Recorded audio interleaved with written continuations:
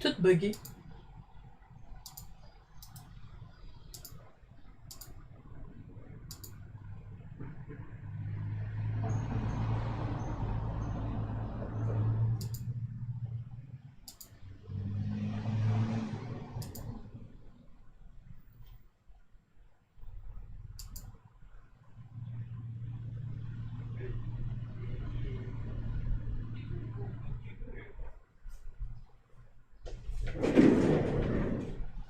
Hello.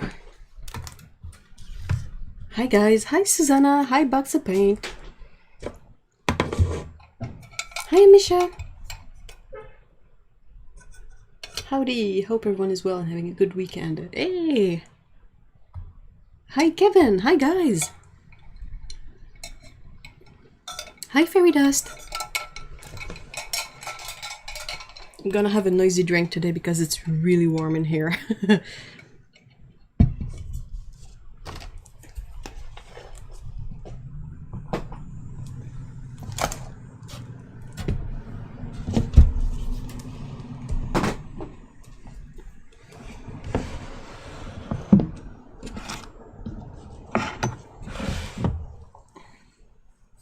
Is that Play-Doh?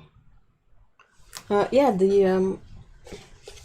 this container is a Play-Doh container, but it's for pencil shavings.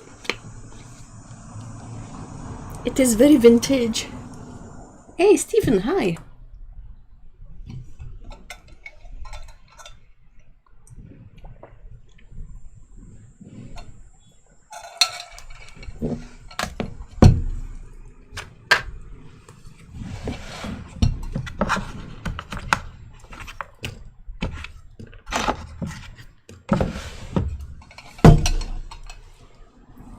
Hi, Sally.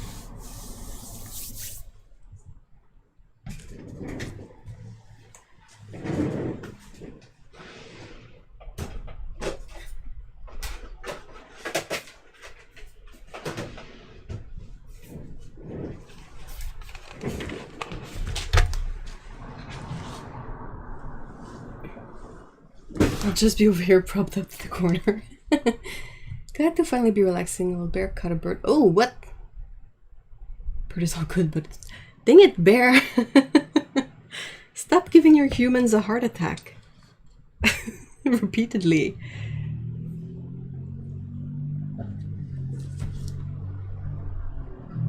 So if you hear some background noise, it's traffic outside because the window is open, and also the fan I have on me because it's really hot and I'm easily sweaty. I quit smoking and I'm dizzy AF ever since. Oh, wow! First of all, congrats on attempting that. That's really, really hard, and you seem to be doing okay so far. I mean, aside from the side effects of it, of course, but yeah, I'm always super proud of everyone who attempts to do that, and if they succeed, I mean, even better. Yeah, good job. That's so cool. Hey, Yuri, hi!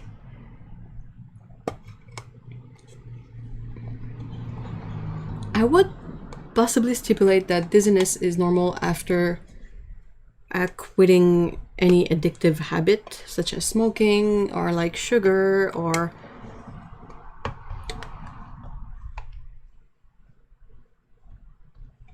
It's the body trying to manage without. 15 days, yay, congrats! Ah, that's really awesome! Oh my gosh!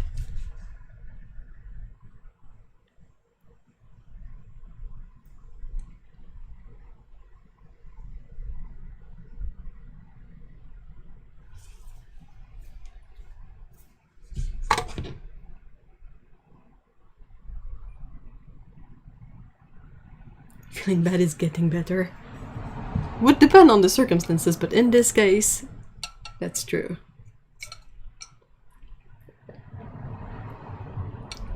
Thanks, Salt. I quit my cola habit too, but I have weekend on the cola front today.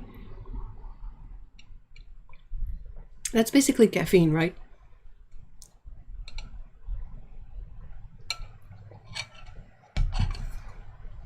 Yeah, one fight at a time, honestly.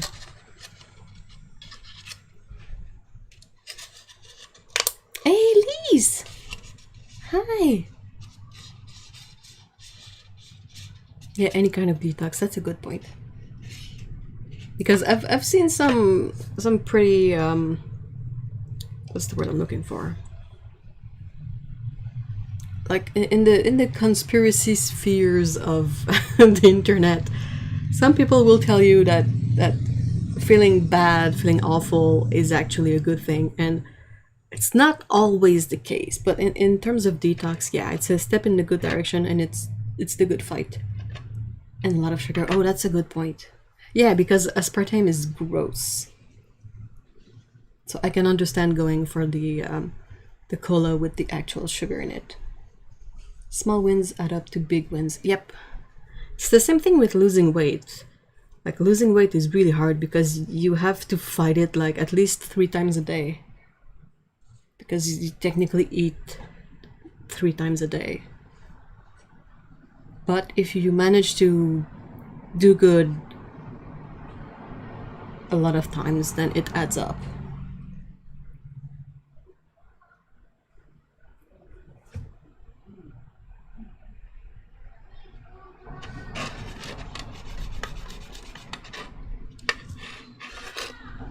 Yeah, not trying to enable you in the cola thing, but sorry about the noise. I think prioritizing quitting the smokes is a very valid objective for what it's worth.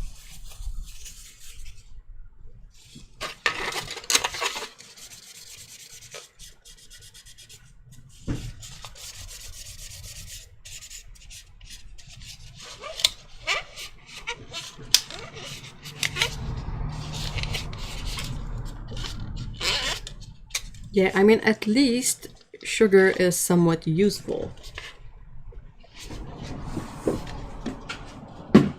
It's energy that allows you to function. But a cigarette, really, I don't think it has any benefit.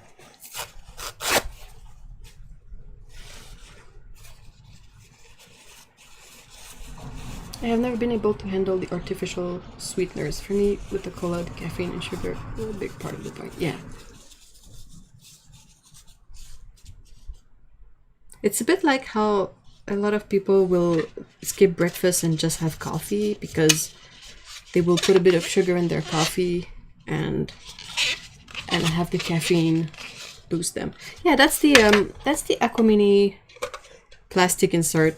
It's nothing to write home about. It's really cheap, but I was never able to get rid of it because I always felt like I could reuse it. What I like is that it's elevated, like I said. So the pans are near the top of the container.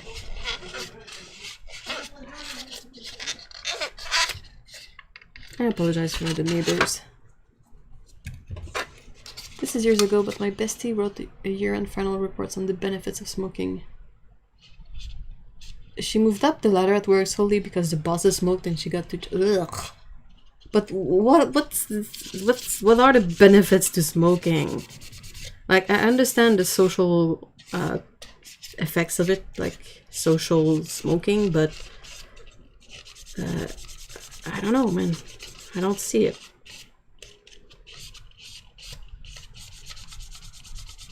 Nicotine is a stimulant, not too different from caffeine. Oh, really? It is. I didn't know that. Still, I don't feel like a breakfast of cigarette and coffee is super healthy. Also, talk about a dreadful breath. Like, oh, like cigarette and coffee breath all at once. Blech.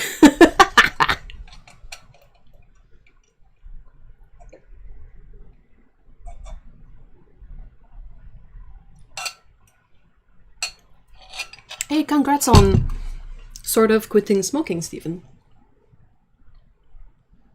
I said this body runs on caffeine, nicotine, and sugar for almost 50 years, so it's definitely an adjustment. Oof. Yeah. You know, you can always come up on the Discord to vent, chat, seek help, or whatever if need be. Yeah.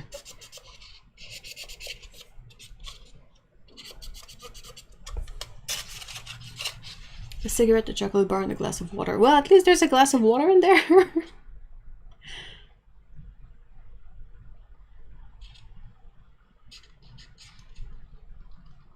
I'm just making light, but the one actual benefit in my past was as a smoker I got breaks at work and my non-smoking. Ugh, yeah. I've had too many relatives have bad effects from smoking that for me it's really difficult to find any redeeming element to it, but I also understand that that's from my personal experience of the thing and that it's not necessarily the case for everyone. So what I'm trying to do right now is I'm trying to clean up this flimsy insert because I want to dig up through my spare sennelier pans to see if I can sort of use any of the extruded cakes and put them back in this palette. Just for fun. It's not like I go out all that much, but you know. I really don't like it when people smoke in public places with a lot of people around where I'm smoking. Yeah, it's kind of rude, isn't it? I'm old enough now that whenever I pass by someone who smokes and if I get a whiff of the smoke, I will very loudly go like, "Bleh! Wow, it stings!" I don't care anymore. I mean, it's not a lie. It actually stings. I mean, tobacco doesn't smell good. I don't feel like I'm BSing anyone here. Though actually, I think the tobacco itself is not... Like, if it's not burnt, it smells fine. I remember my grandma would store her... all the spare buttons she would collect from old clothes. She would store them in tobacco containers. And the smell wasn't awful. It's like a different kind of herbal tea, you know. But that was just like the dry stuff. It was not like smoked stuff. Because once you smoke it, the smell is something else.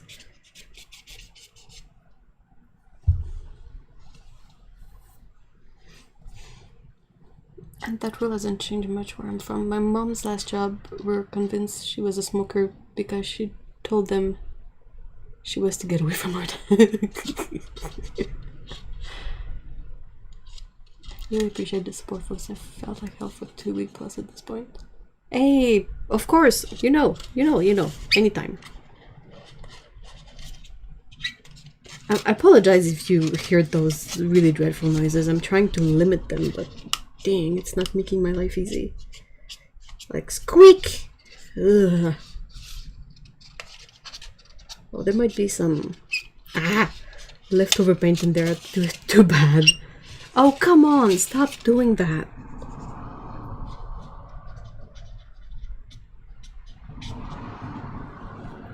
You're doing the reverse of what I did with Pretty Excellent. I moved the pancakes to half pound so I could use the tin and keep the plastic though.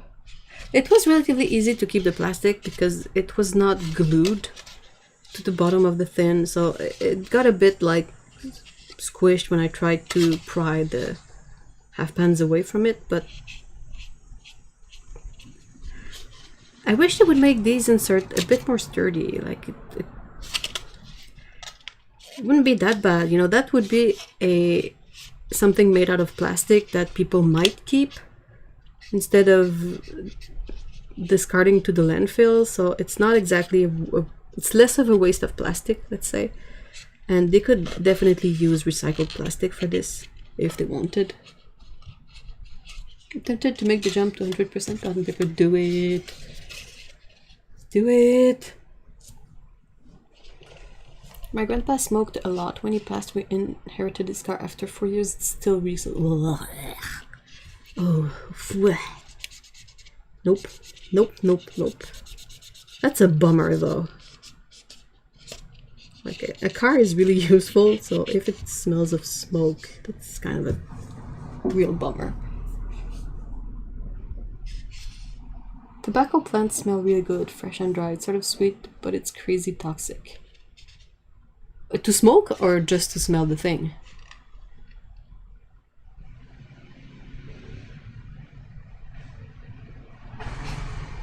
Try to tell people they can't have their coffee and snack pastry break at your own peril. I wish every country would start having fika. What is fika exactly?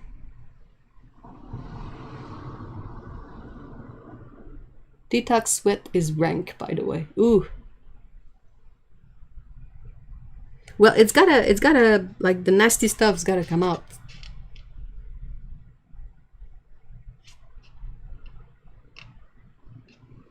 I work for an Indian company. It's much the same. Tea and biscuit are essential fuel. I agree.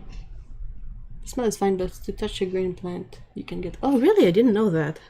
That's gotta make the tobacco picker's life really tough. Hey, Fanny! We're talking about smoking. We're talking about smoking because Amisha in the chat is quitting smoking. So we are talking about the whole thing and sending all our support to Amisha. When we went to Japan, we entered a cafe where smoking was allowed. Ugh. We had to scurry away after seating. Oh, dang. I was so happy when they decided that smoking would be illegal in bars and public spaces. Like, it is a personal choice to smoke, and that's fine, but it is also a personal choice to not want to smell that all the time. So if companies want to keep people coming into their business and they allow smoking, well, they're sort of pushing away everybody that doesn't like smoking.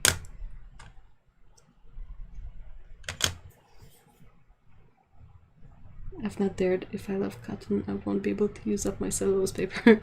I have a couple of 100-sheet pads. Ooh. I want to demote them. You can do gouache. Cotton paper is really good for doing gouache. Like, using...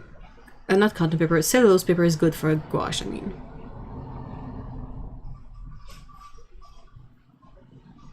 And you can do acrylic gouache on it even better. Fika is kind of an afternoon tea rest with sweets. Ooh. Fika, a cultural institution tradition of having a cup of coffee and traditionally a cookie or bun.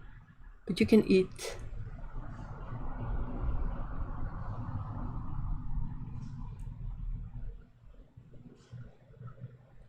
Basically, you can eat something else or drink something else, huh?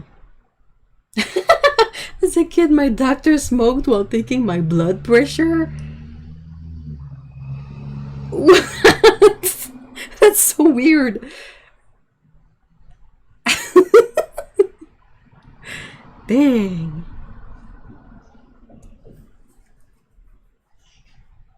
It's just, I don't know. I don't know a lot of people who would eat and smoke at the same time. It kind of, you know, you're kind of ruining the fun of eating, I guess. But anyway, yeah. Hello, Opini.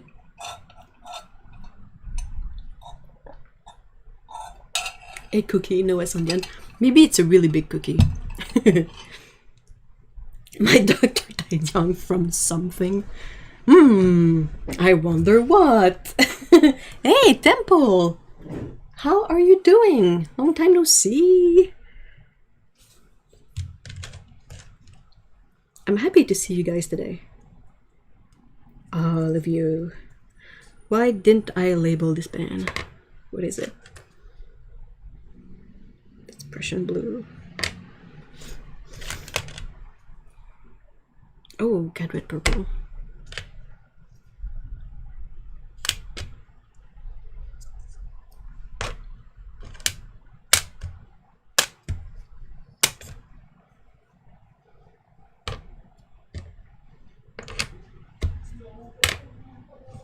Hold on, guys.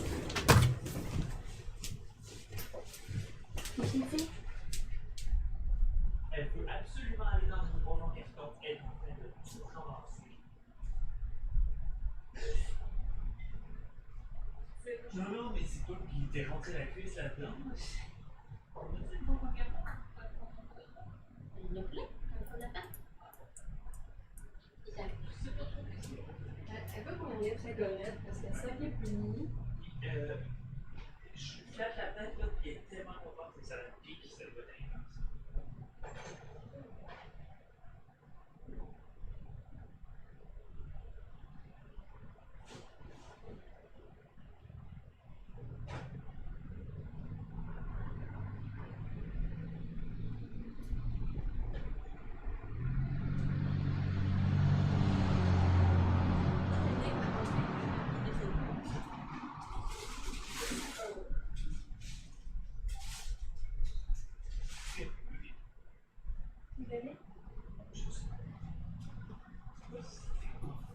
C'est ça, le point externe, c'est le point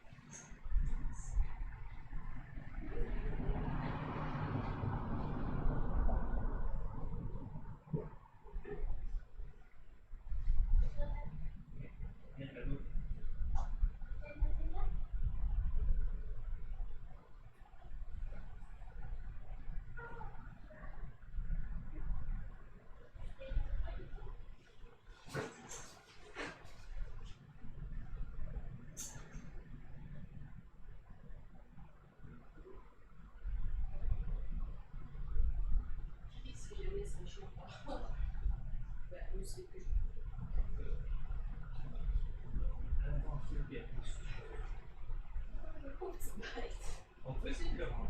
Oui.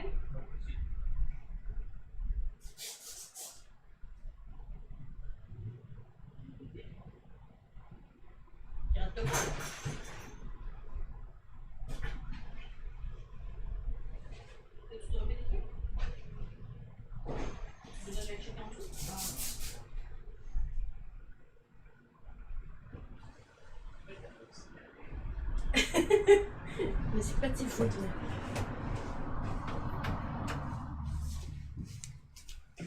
Okay, sorry about that. Whew.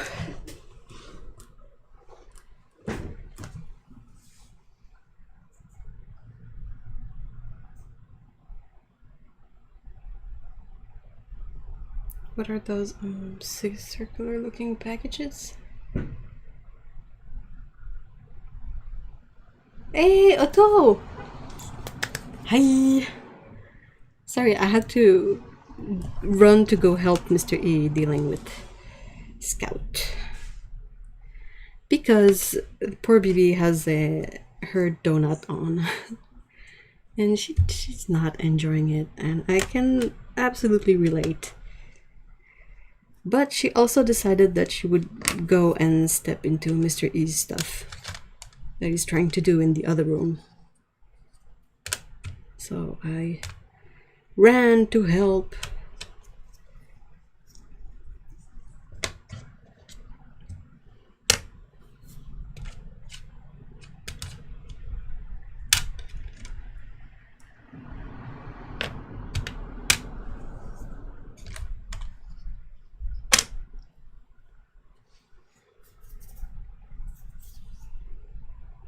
Hey, Tsukaboo, hi! Right back, stomach acting. Oh no, Kevin, are you unwell? Ooh, new curtains! Oh. Did you install the purple curtains yet?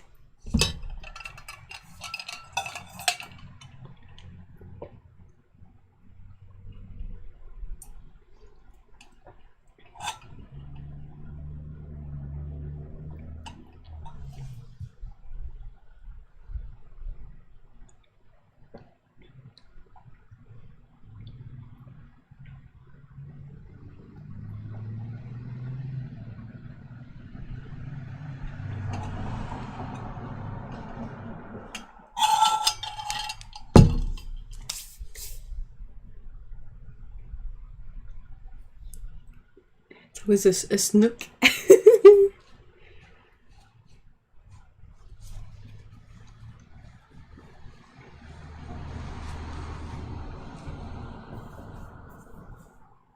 Okay, now I would need a scenery chart. Chart.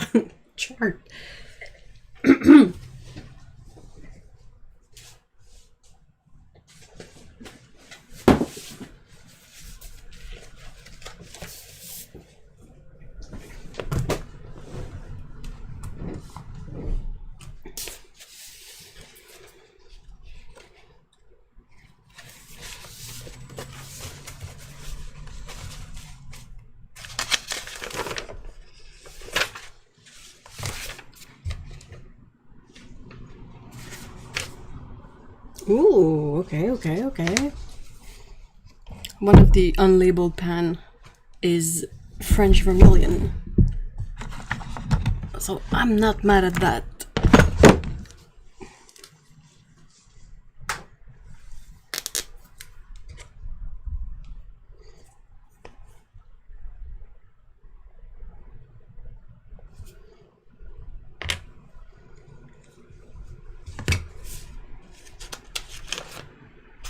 Good one.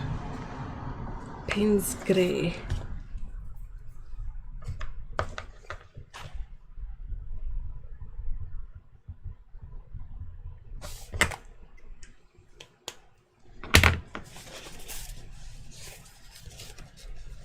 I used to not like vermilion, but it's gone on me like Van Dyke brown. The Sennelier French vermilion is really lovely. I really like it.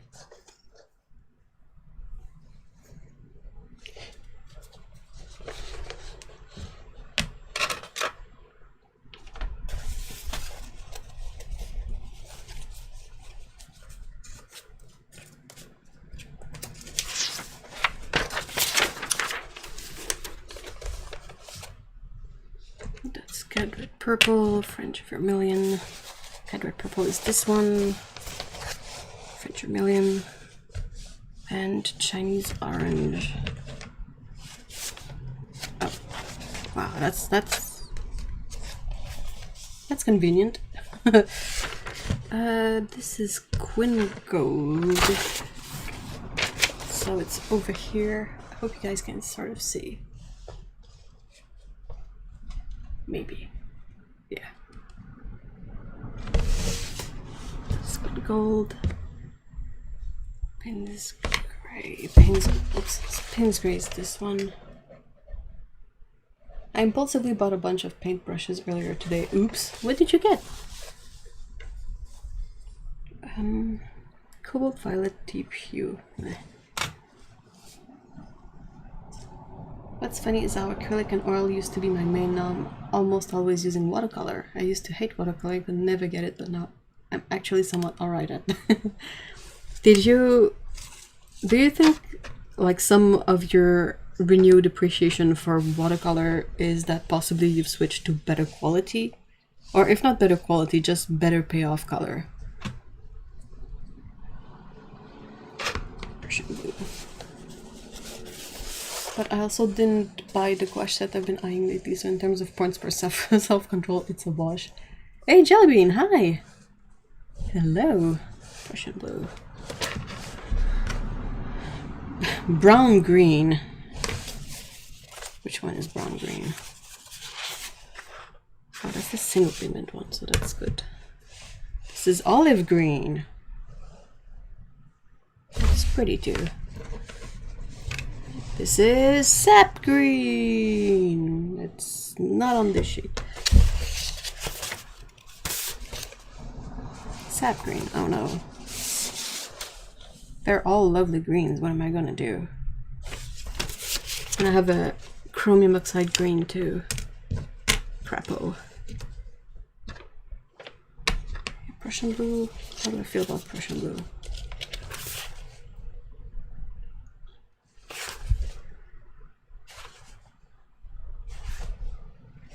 So I want to, but I only have 8 slots in this little tray that I want to use. So I'm trying to bring it down to... I would rather have indent blue than Prussian blue if I have to. Crap. So that's for... I'm 2 colors over. Bugger. I'm so tempted to get back to acrylics after seeing that gorgeous Rebecca green. Oh man. Don't get me started on that palette. I'm like obsessing over it. I I dug up because I have a fair selection of the acrylic gouache from Holbein. And I dug them up and I realized that I have almost all the colors that she put in her palette, except for emerald green. But I took out cobalt green, and it's similar enough. Like, the bright green is not my favorite color of her palette, so the fact that I have everything else but the green is a bit of a blessing in a way. But I still want the legit palette, because oh my gosh, the box is lovely and it is so exciting, and I'm like all over the wall with it.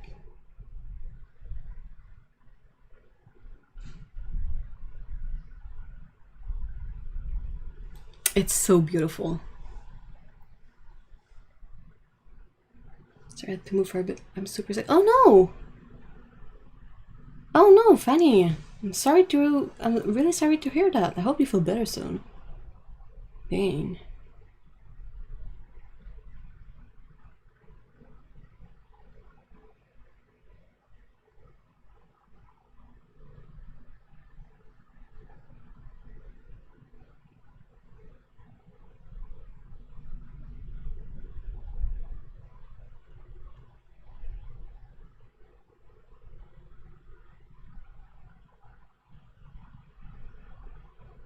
Sadly got the big C. Oh no! Oh, that sucks. Ugh. I was this close. Oh no. Well, you're giving your immune system a run for its money for sure, but ugh. I'm so sorry. I hope you have a quick recovery and no lasting effects. Dang.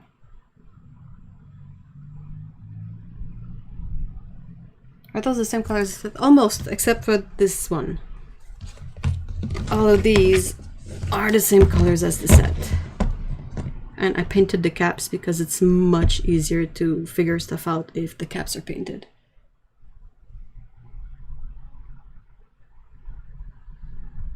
So what we have is mustard, vermilion, sepia, burnt sienna, ash blue, gold, like actual gold, coral red, ash yellow, smalt blue, pale aqua, and sap green. And the green should be emerald green, but I didn't have that one.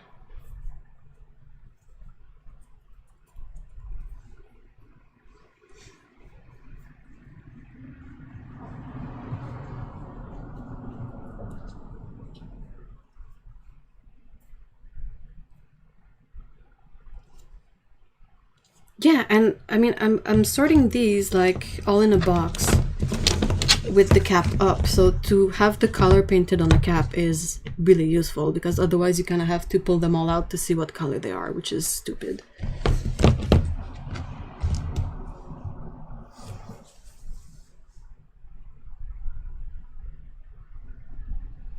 The most awful part is I can't taste, smell anything. Oh no.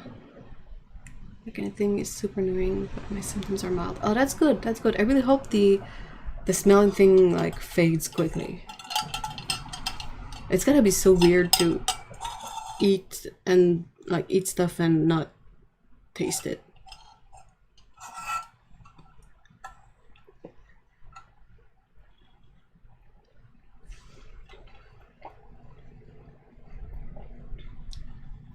Hey, Mikey.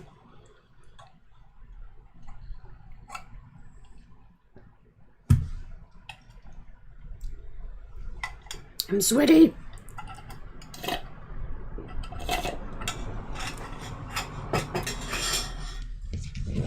So yeah, that was my resolve. That and the fact that it's kind of difficult to find the Rebecca Green palette in Canada. And I know wet paint has it, but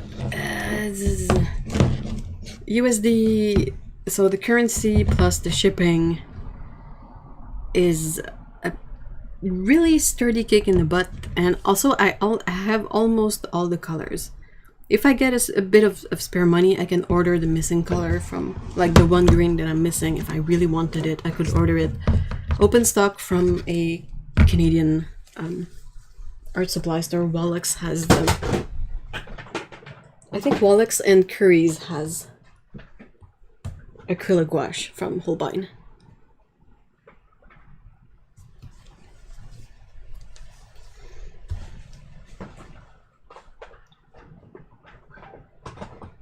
Oh no, someone's talking to me. Okay. Sorry.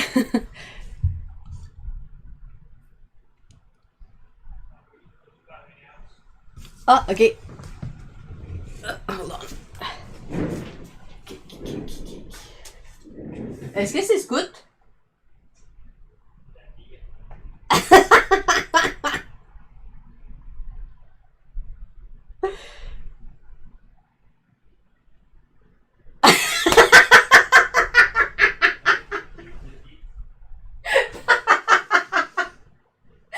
Je pense qu'elle a gagné.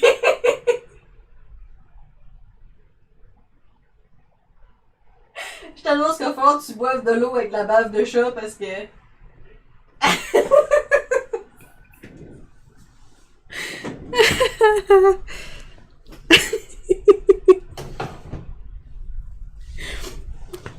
Scout. I stopped heard of the Rebecca Green palette on Stickerific, but I know the shipping is super expensive to my country. Maybe to Canada, isn't? The few times I've ordered from Stickerific in the past, it was kind of pricey too. I can't do the Rebecca Green because I did the Mine of Watercolor one from Wet Paint. Oh. Well, maybe the Rebecca Green palette, since it's not a exclusive collab with Wet Paint, perhaps it's going to be available longer.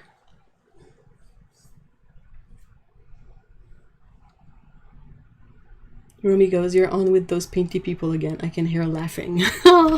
Well, it could be worse. I'll take it. I'll take it. Alright, so I think I have to keep the Quinn Gold because it's like the only yellow in this selection. Is Mr. E breaking F today? A bit. Scout is being a pain in the butt today. Like she's not settling down for the afternoon nap.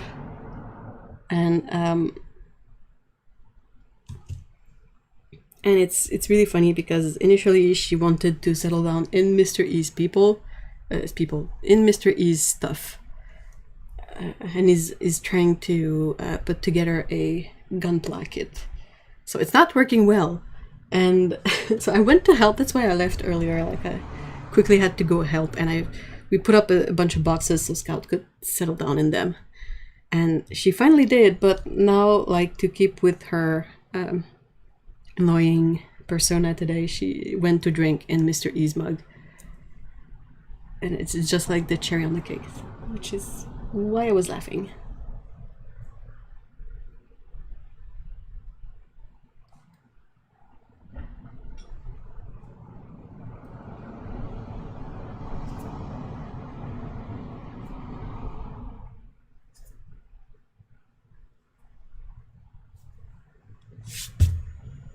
Catitude, oh, so much of it. All of it, all of the catitude. That cat. Kind of want to have Payne's grain there. Oh, okay.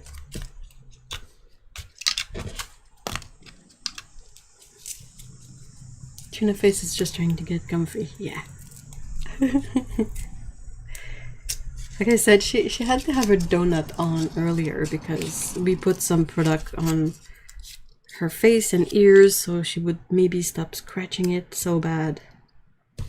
And okay, that should be cool.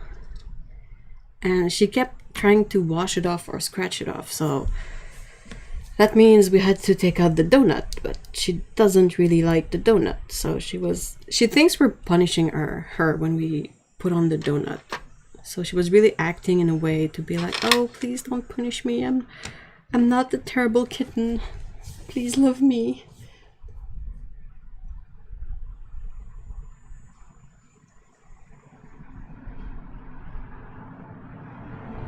Hey, Ginger!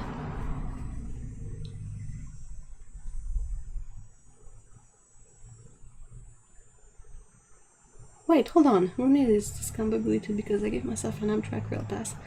And I'm all hissy fit because I can't go up the California coast. Why? Why not?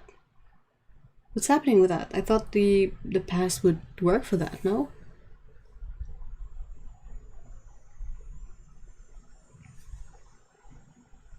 Annoying people is just an extra bonus. Yep, especially if you are a dirty. Okay, I'm gonna remove my good French vermilion. Maybe because it's a bit too vibrant for the mood of this palette. So on the side. Alright, so I need 3 more. And I have 4. What to do? Sap green, brown green, olive green, and chromium oxide green. Oh, okay, it's for the fires. Okay. I was wondering because sometimes certain railway systems will have it so that you can go like up to a certain area with a certain pass, but then if you want to go to another area, you need a different pass. So I was wondering if it was an issue like that, or if it was indeed the fires. And Sam is away for a long weekend, so it's party time! I'm gonna clean the bathroom and music slightly above average volumes. No headphones! Party animal. Oh man, you're going all out.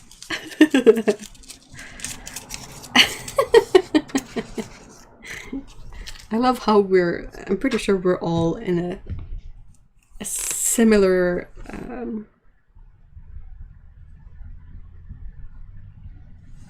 I would venture that everyone in chat has a similar how can I say that, like preferences in terms of partying.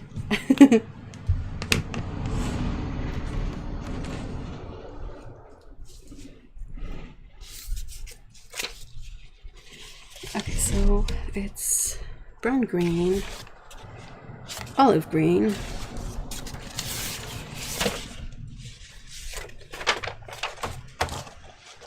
sap green, or chromium oxide green, and I have to remove one of them. Ay, bugger. Golden and then throne blue.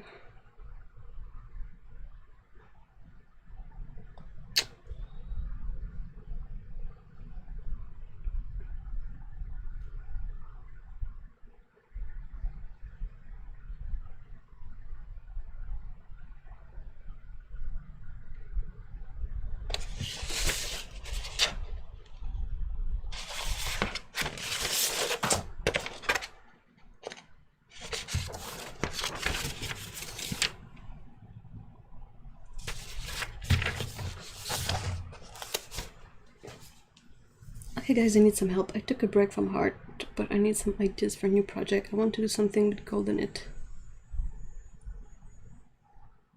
Yep, basically pool noodle arms and random noises all.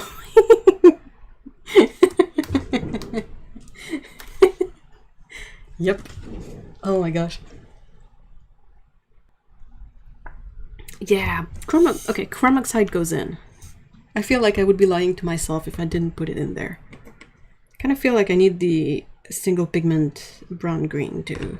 Not because it's single pigment, but because it's kind of a yellow green.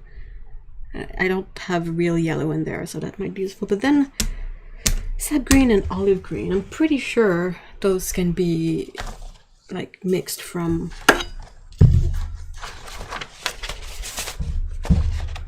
the other colors I have in there. Just trying to figure out. I think if I maybe was to mix sap green and brown green, I could get something close to olive green.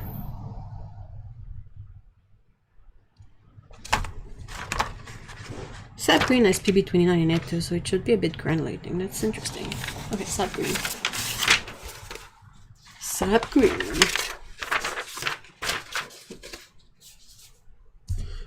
Olive green, you're cool, but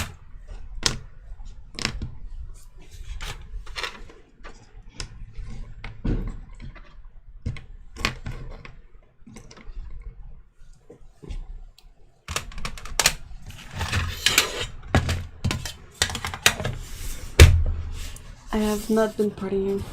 I just walk like drink twice every day. What?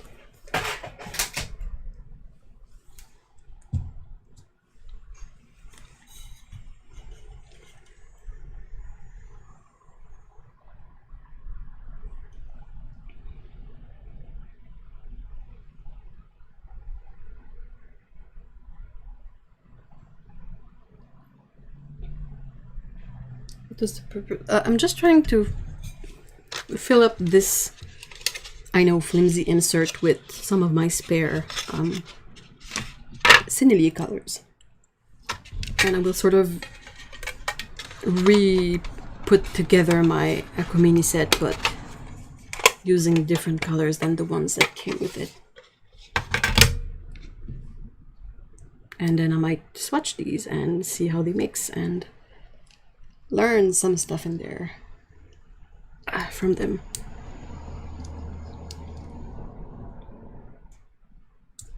Yeah, a humid summer day. Oh, the dizziness. Yeah, you look like you party a lot, but actually right now you're not partying really. Poor Misha. Man, these extruded pens are so soft.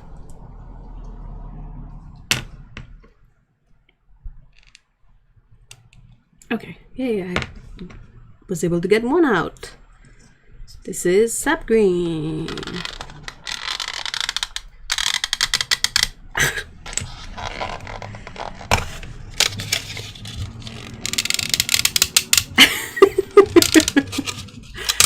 I don't know why I find that so funny.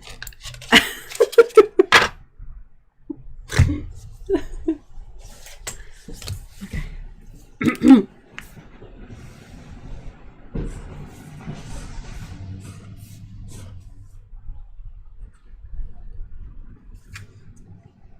Squeak! The pens are making rude noises. This one went in much better.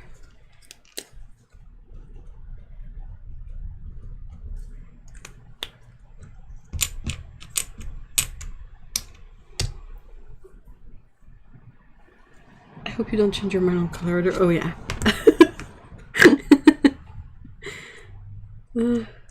Might do this actually. Ah! Haha!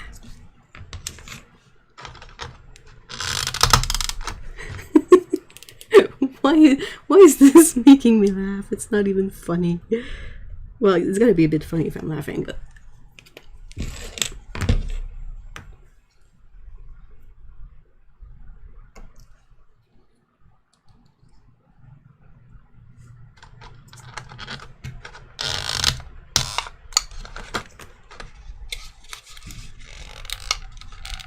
No, the pens, well, they don't fit in the plastic thingy. It's the same extruded pens, I'm fairly sure, because the colors that were in there initially, I took them out and I put them in regular generic pens. Well, I'm sort of doing the opposite now. I'm taking other Cinelli colors and putting them back in there. Well, at least I'm trying to. Okay, this one. Thank you.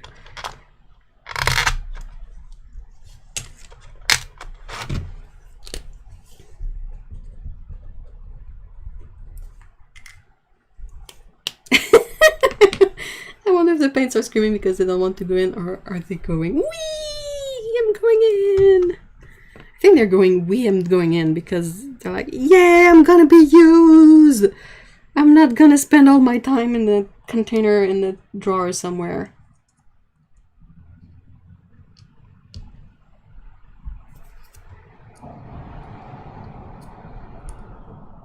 I always worry those plastic inserts are just gonna break. Yeah, I kind of worry too.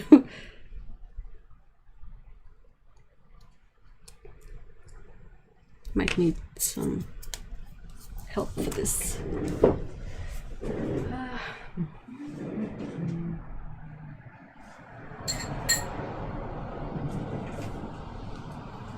So all I have in D are plastic.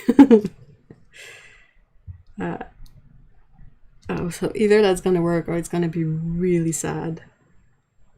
I think it's gonna be really sad. Look at this bending.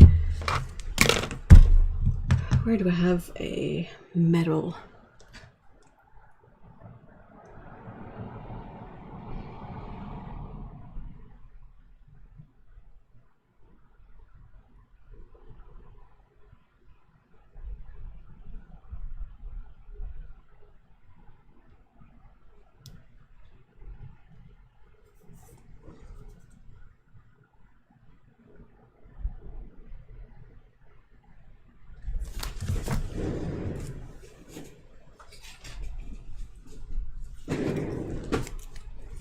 I'm gonna use the screwdriver.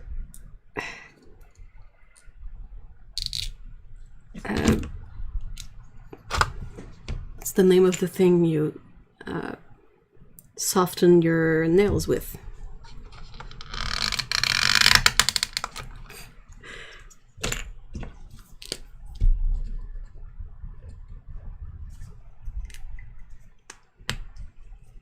Yeah, an X-Acto knife would have worked too, but I would have been more worried about popping up blades.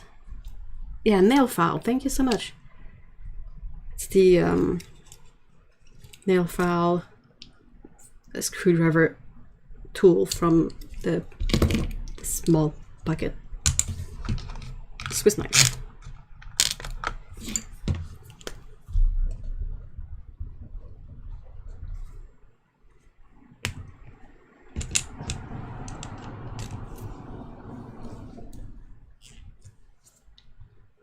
Part of the extruded paints never lose when I know.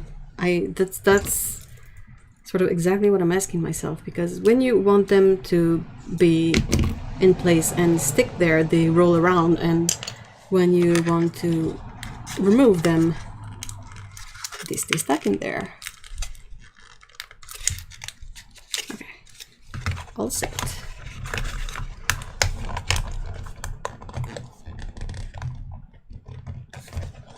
I can do it. Ah, yes.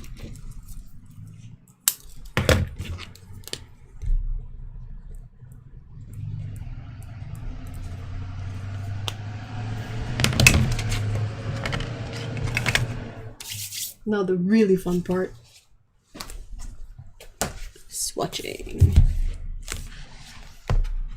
Any other day rattle today? Nope. Yeah, and if you are unfortunate enough to drop it, I mean, forget it. Like, I've opened my fair share of sets with extruded pans that the pans had just gone off on an adventure. Am I in frame? Is it too washed out? Tell me if it's too washed out. I can try and fix it.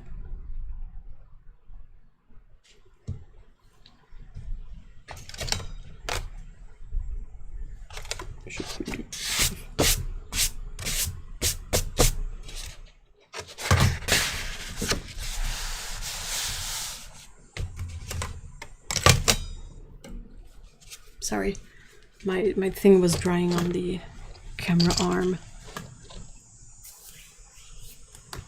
Hey, Saltweave! Nice to see you. Just in time for swatches. Yeah, I put together this odd selection. It's a bit washed out. Okay, I'll start swatching it, and if it's too bad, I will see if I can fix it.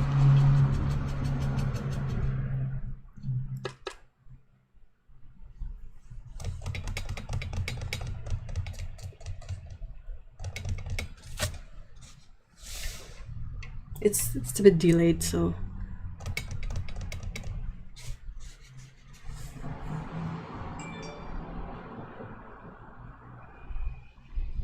doesn't seem too bad so far.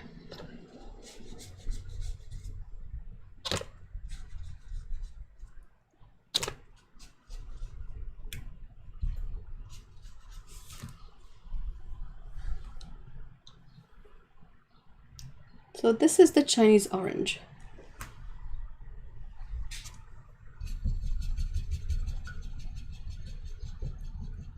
Oh yeah, of course, I will repeat the names.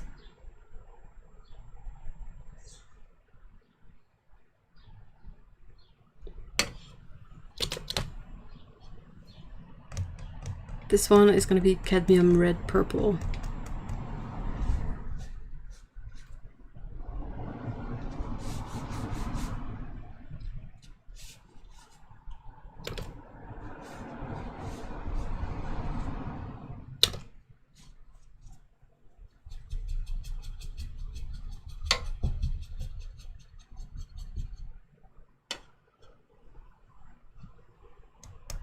This is Indian Throne or Indian Throne, I don't know what.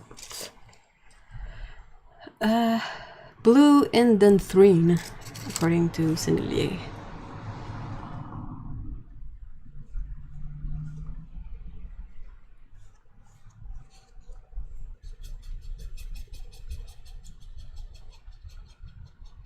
Yeah, Chinese orange is a really lovely color. I can see why they put it in their tube tester set.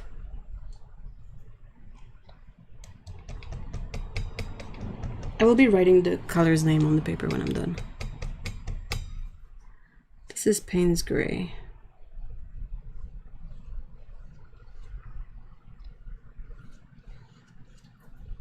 I should have stretched out the orange a bit more. Okay. Still dry.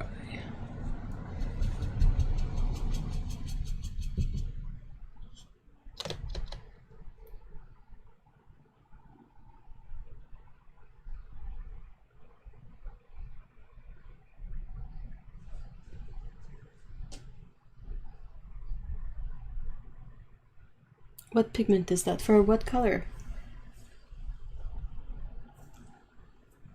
I have the pigments next to me. I'll be able to write them along. This is chromium oxide green. One of my goals in life is to make everyone like this color. I love it so much. How can you dislike this beautiful green? Like, what? Oh, Chinese orange, it's a mix.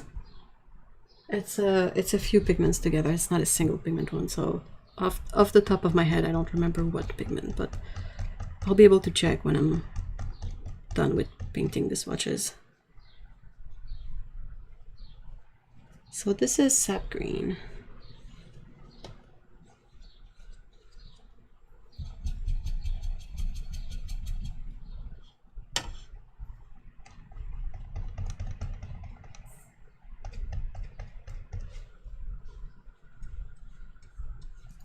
Brown green.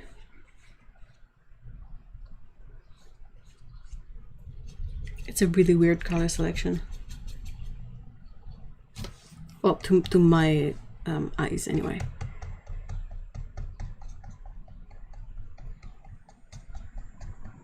And finally, Quin Gold.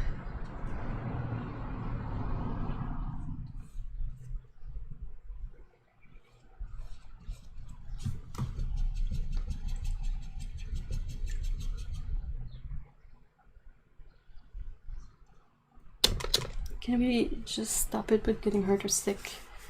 And our pets getting sick or injured for the next year? Yeah, I think we are due for a break. Everyone. Yeah, the sap green is lovely, and I'm curious to watch it dry because it has PB29 in it, so it should maybe granulate, maybe. Okay. Oh, Chinese orange auto has it in chat. PY150, PR209, and PBR23. Okay, let's.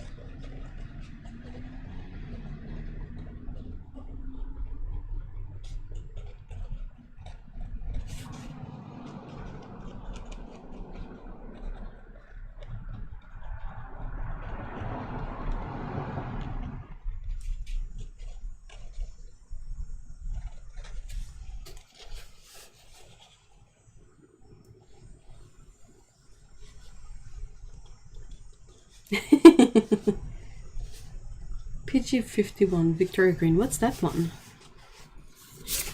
Okay, this is Payne's Gray.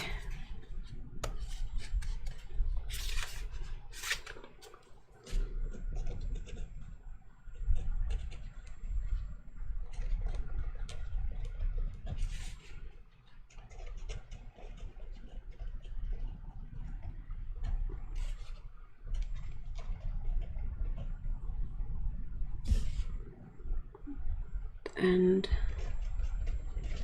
chromium oxide green.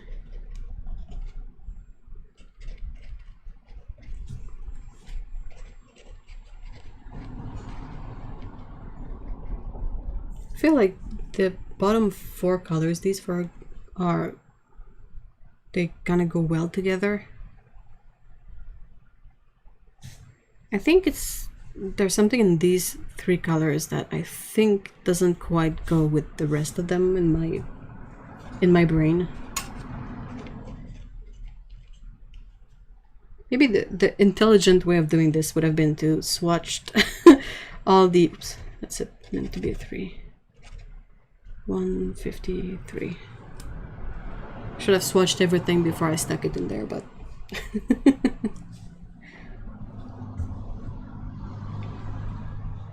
I make mine, but there must be a brand that uses it. I don't know. What's the pigment that Daniel Smith uses for Mayan dark blue? Why is no one else using that pigment? It's such a pretty color. I'm like, what? It's brown green. Oops. Brown gran. Am I just distracted?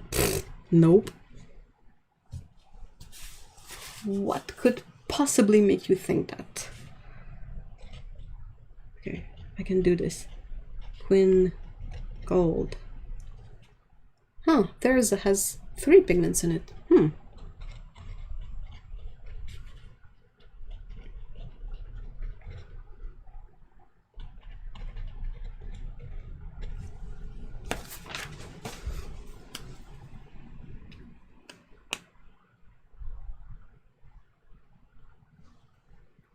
Yeah, and like the orange could go below here, that would still work. Maybe it's just the order that's weird.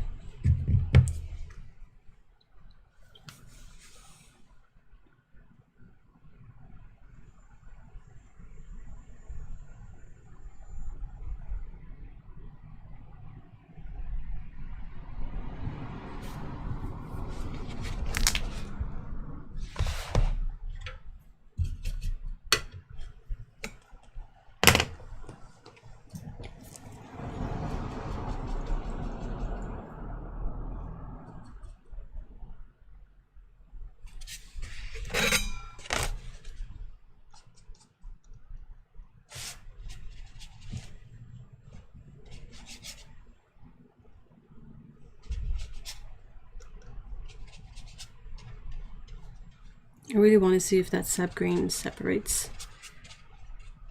or if it doesn't. Yep.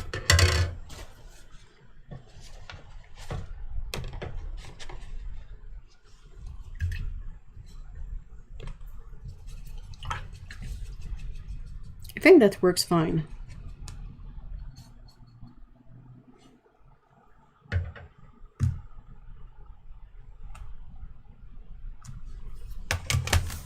It's a bit washed out on screen, but not too much.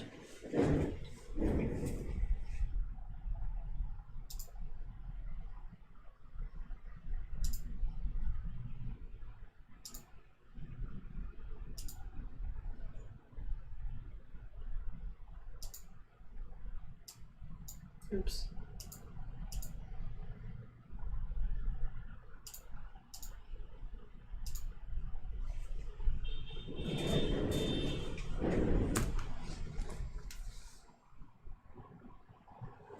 You're seeing separation. It's really subtle. I wish it would be a bit stronger.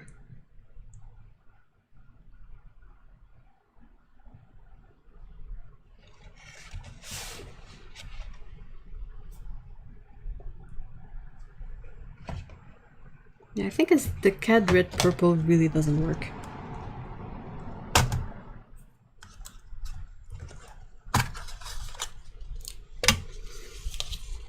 Off you go, you.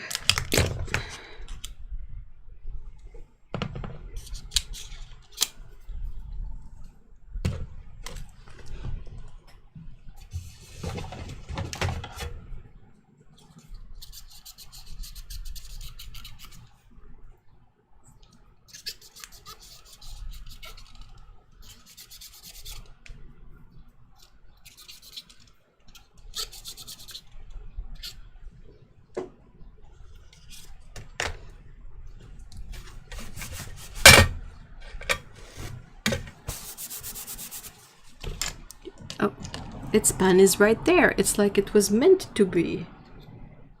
Go back in there, you.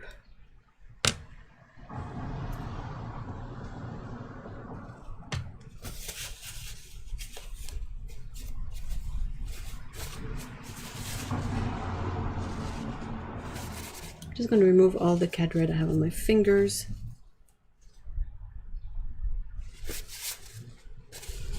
I don't think I have a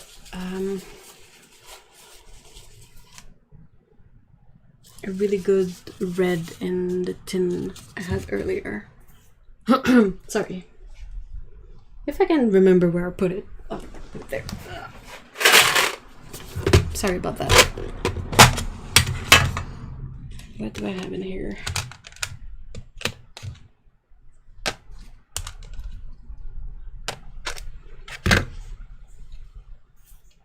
I'm not gonna do the same stupid thing I did earlier.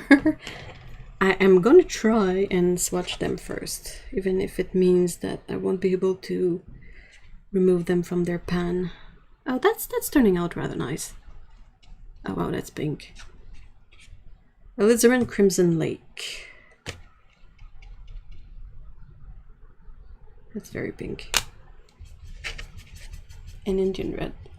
I'll have to see what I have in terms of Sinily colors. That's French Vermilion. It's really bright, really intense. Not exactly fitting well in the mood of the other colors.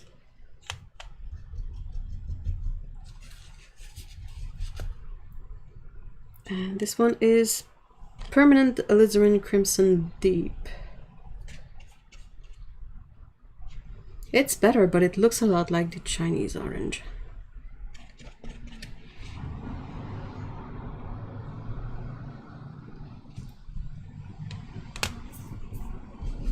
Also have Opera. I don't think Opera is gonna fit in there. Bright pink! Oh, I know what I should do. I'm being stupid.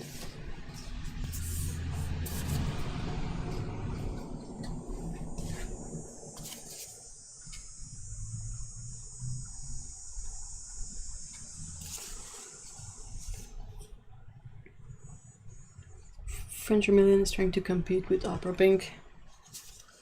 A bit.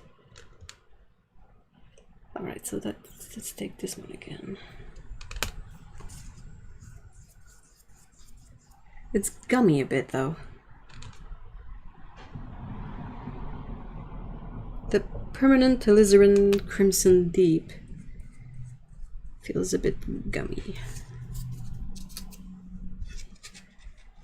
That's really close. It's not exactly improving anything.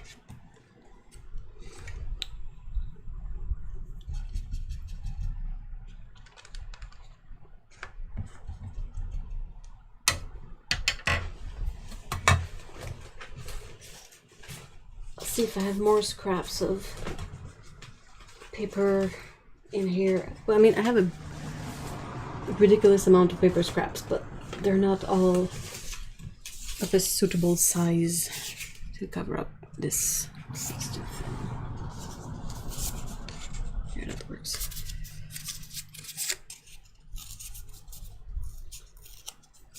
Oh! Why is there oil on the kitchen worktops? Is that a thing?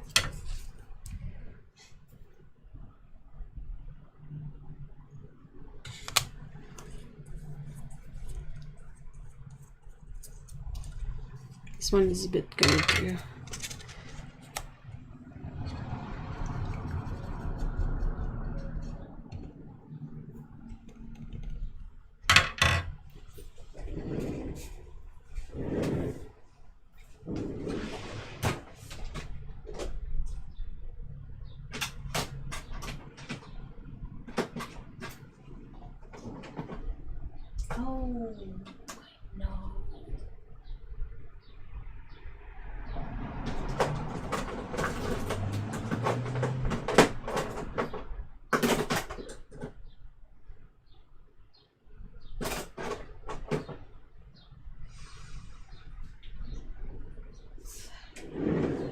What about Caput Mortem?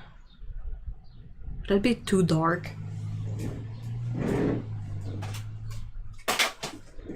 Trying to find a thing.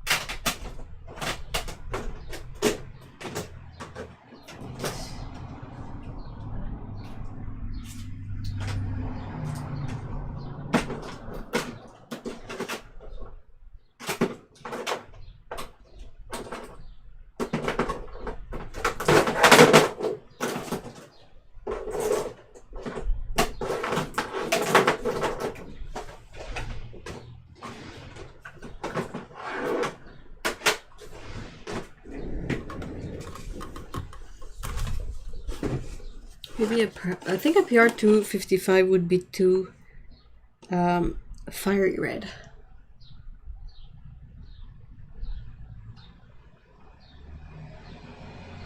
Yeah, I think Caput Mortem might work because I don't have any.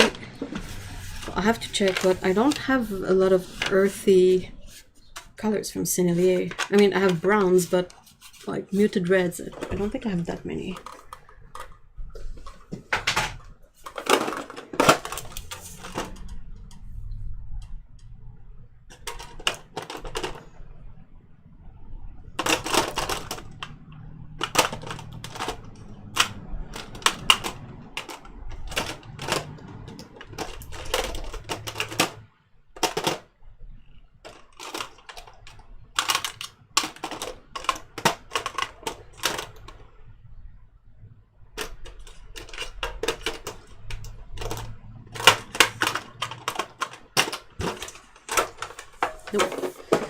Nope.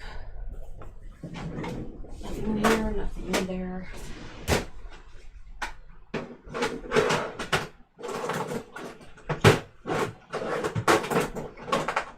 Oh, that's what I was looking for. Then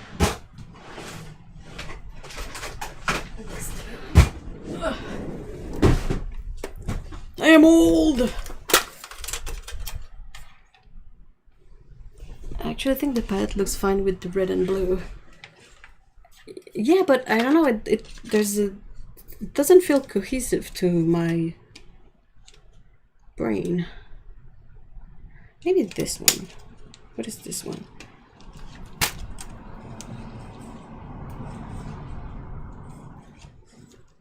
Ah, freak.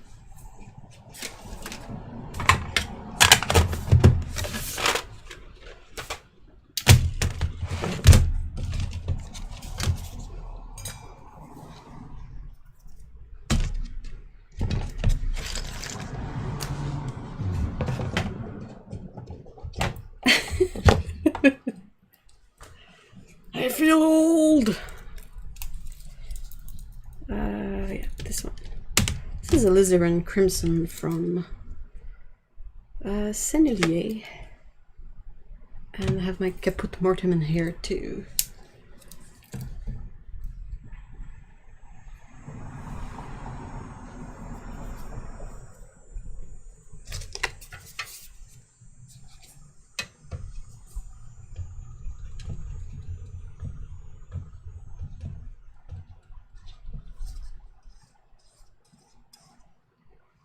Let's put more of them in here then.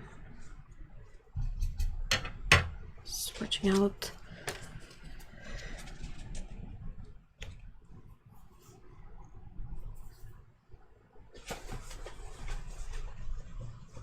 Got any nice neutral mixes in that palette? I'm fairly sure you can mix some decent neutral with these two.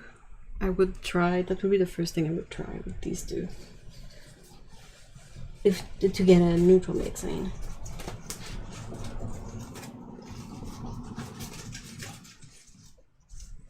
Why do I either have strips of paper that are too thin or too thick, but not in between? Nothing in between.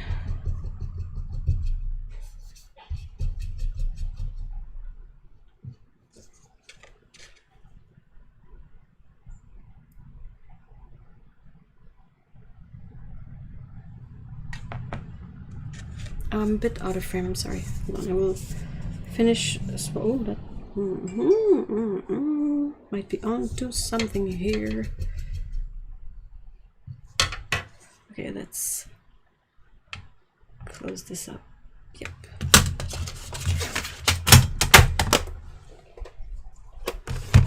Bring this back into focus.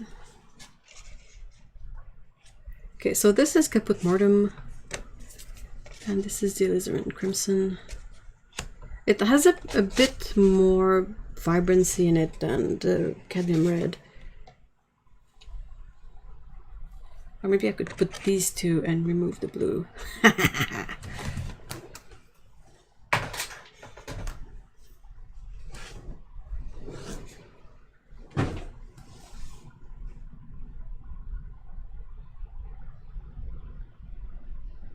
Oh no, fairy dust! My battery is at 10%, I'm in bed, and my only functional electrical outlets are in the living room and kitchen. I don't want to get out of bed. Hashtag life is hard.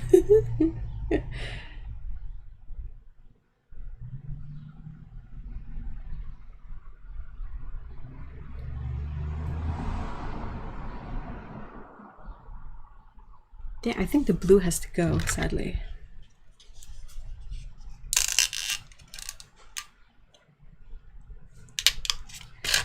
You will find your place in another palette blue. I have faith in you.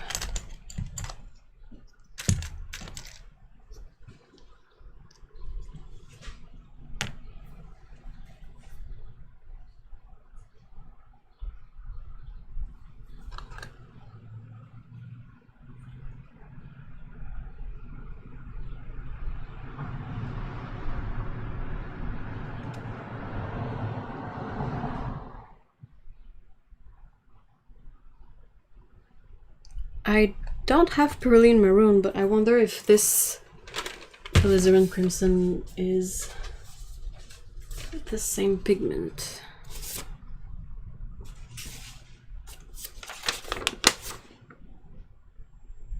Where are you?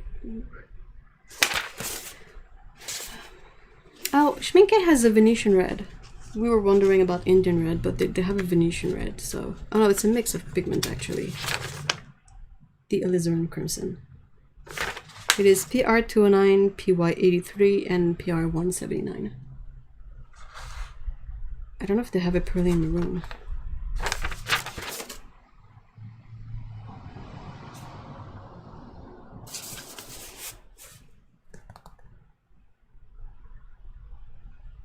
Yeah, maybe the blue was the issue. Because if you think of it, this red is not super different from the Cad Red purple.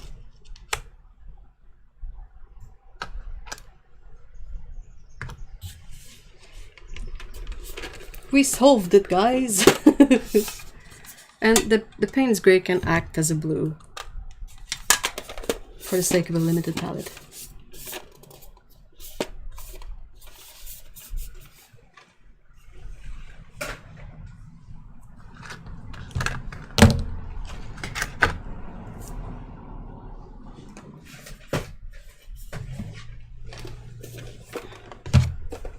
Either with Payne's Grey, oh yeah. Yeah, I think that would work.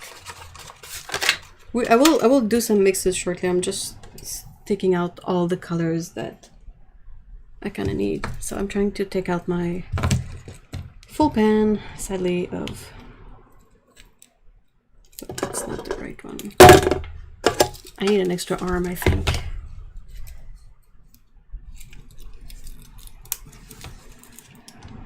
Come on, you.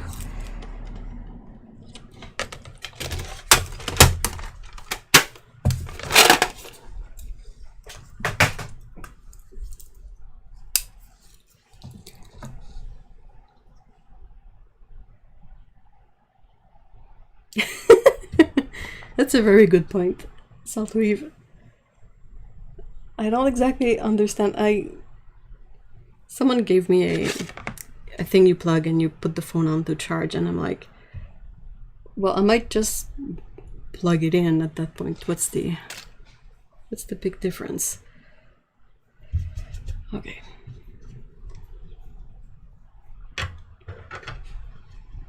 The sap green has dried really nicely, I think.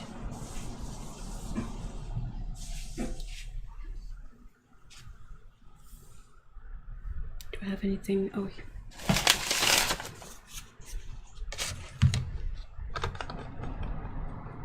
hey, Paulo, hi. It's super bright Chinese orange.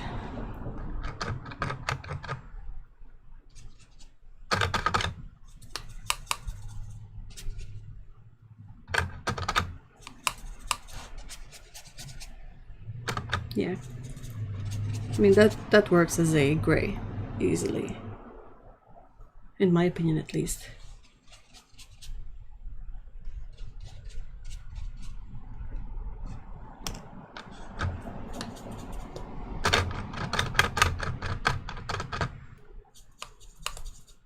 Such a great sound, thank you. Cheap plastic insert.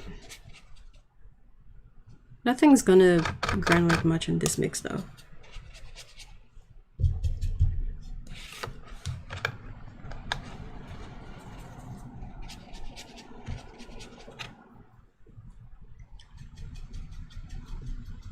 Yeah, that works a lot better.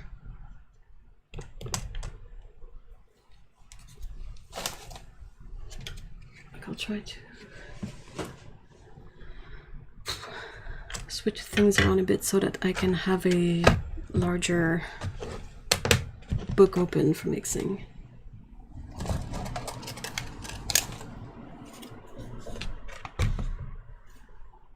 It is really close to Pearly Maroon, I agree.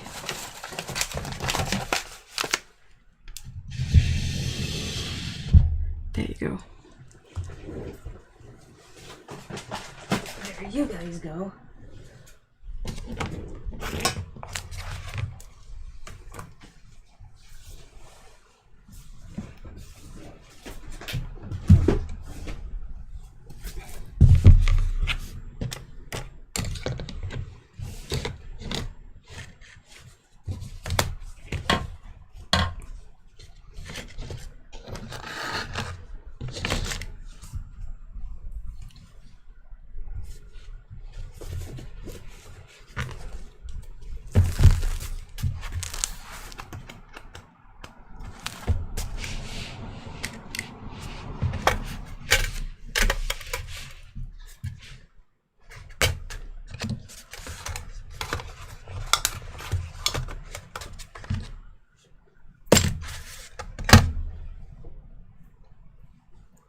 Oh, good.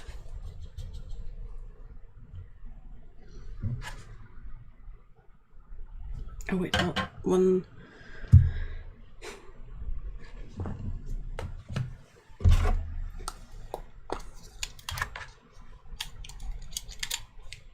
The blue was the issue from the beginning.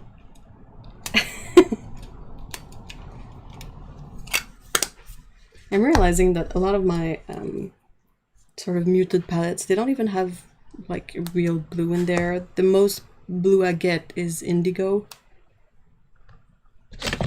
which is like really dark blue, so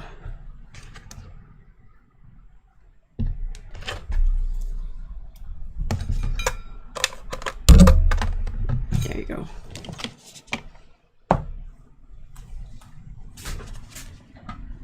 So what other mixes should I do?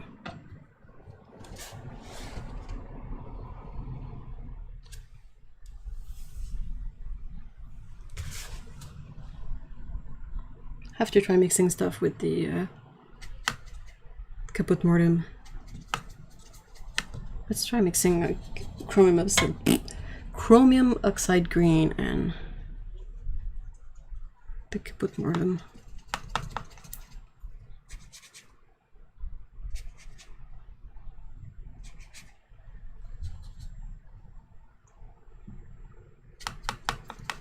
It's super flat as a color because they're both so opaque.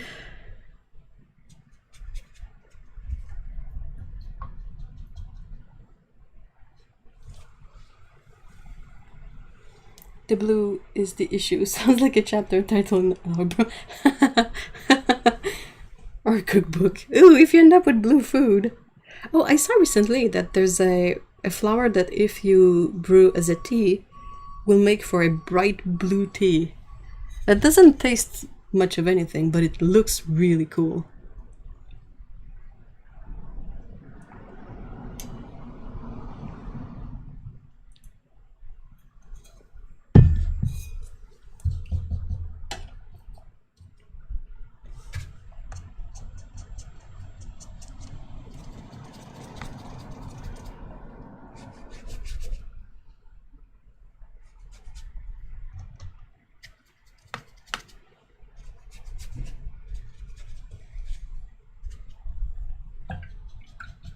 Sweet pea flowers, that's it. That's the one. That's sweet pea tea. Yeah, and if you add lemon juice in it, it turns purple. It's so cool. As a latte, it's impressive.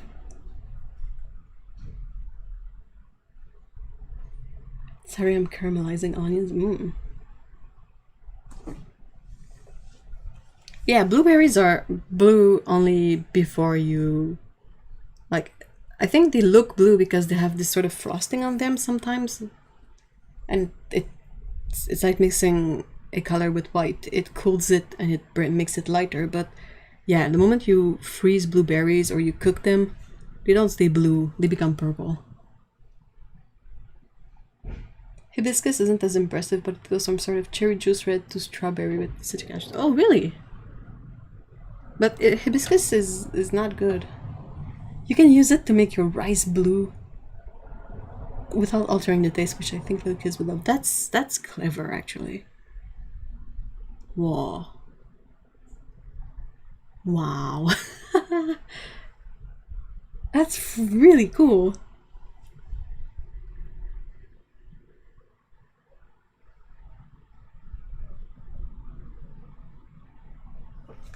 I'm picturing the blue rice in my head and I'm like, wow. Blue food is strange. Bit. Do you guys remember when they made all these all these ketchup that didn't have any different flavoring, but they were like weird colors like green and purple and blue.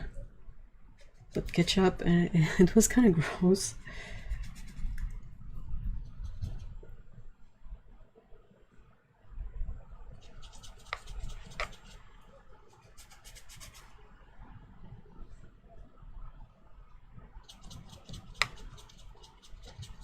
Green ketchup.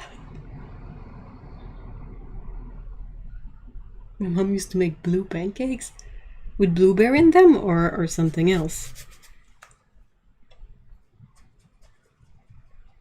I keep adding a lot of water to these, but they're not separating greatly. Most of these pigments are not separating much. We make cold drinks from hibiscus, they're so good. We call it agua de Jamaica. Jamaica? But hibiscus is really bitter, isn't it? Unless you guys found a way to brew it so it's not bitter. I'm going to be trying a yellow tomato today. I hope it's good.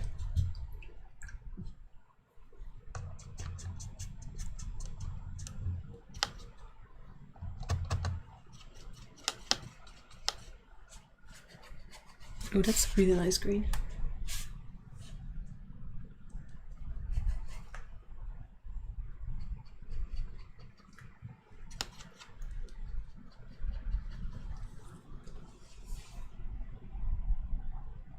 Oh, just food coloring, daily in green. Oh, okay. Yeah, we brew it with tons of sugar and you drink it with ice. Oh, that's gotta be like juice, right? Brew hibiscus tea, strain it, put it in the fridge and go 50-50 with 7-Up. Oh. Wow, you guys are creative. I find hibiscus tea bitter.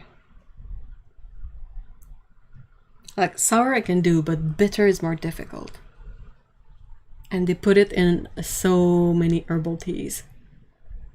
To be like, to add this hint of red, it's gonna be like strawberry tea, and it's mostly hibiscus in there. And it doesn't taste of strawberries, just tastes of bitter hibiscus.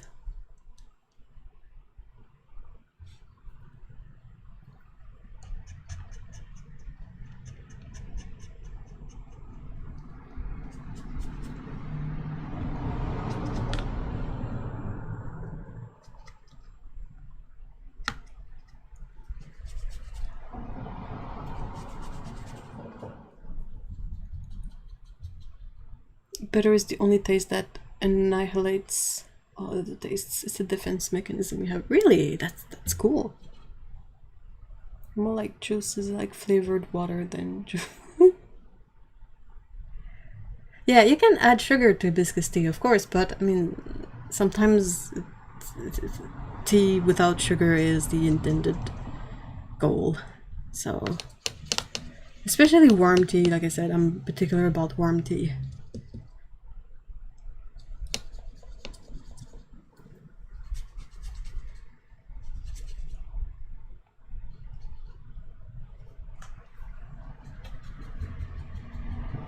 Because almost all poisons, opioids are an example of this, are really bitter. Oh, that's interesting.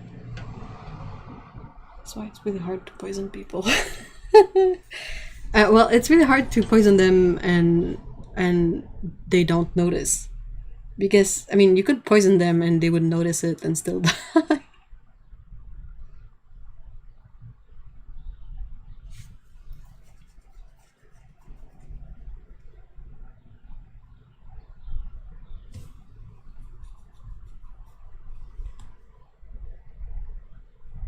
Like, I can do cold beverages with sugar, but warm beverages with sugar, less of a fan.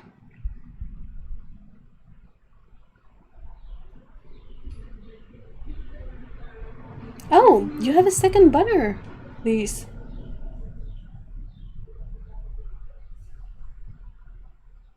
Cooking my posh meatloaf.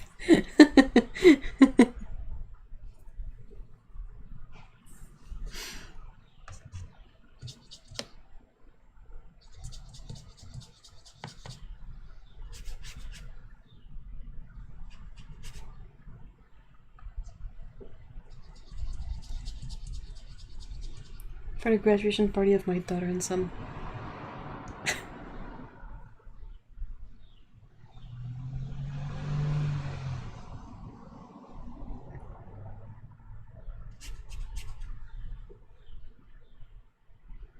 And again, we are going back to talking about food.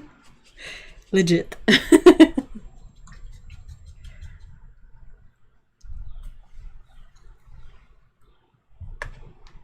We've been eating the same stuff because it's too hot. So we found a couple of things that don't require a lot of prep, don't require heating, and we eat that.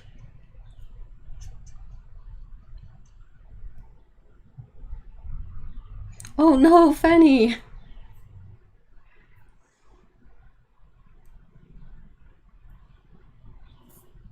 Oh, okay. I hope things go well. I know you said that Luis is a bit fighty, but I hope things settle down quickly.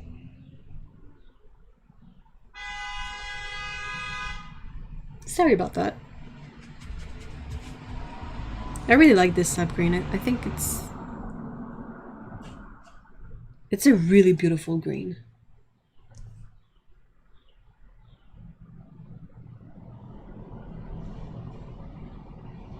Yep. Yep. Digging it. Oh, so, okay, tiny bit of a story time. I got my second vaccine dose. I got my second vaccine dose last week. And as much as the first one went super smoothly, the second one was weird. Like, okay, just quickly. The first one, got there, talked to the nurse a bit. She enters all our name in the computer, does the thing. And then she, prepares all her stuff. She has a bandage, she has a cotton swab, all the stabby stuff, the vial of the vaccine in a box with ice packs so it stays cold, and she's like all prepped out. She goes and she cleans up her hands with the the thing everybody uses since COVID started, and sanitizer. And yeah, so she they like to sort of squeeze, not disarm, they squeeze your elbow a bit when they sort of stab in it. So she does the thing. She squeezes the meat of the arm a bit, and she stabs in it, and I feel nothing. And she did all the cleaning up with alcohol first, and then she used the cotton swab, and it was one of those round tiny band-aids, like perfectly. So I was like, okay, good, and no real side effect. My arm was a bit sore, but minor stuff. So we had the second shot last week on Wednesday. So we go there. And the nurse is there, and she's like, okay, sit down. And she tears open the alcohol swab thing. She goes like, swab on your arm, well, on the shoulder, like quickly, like, flap.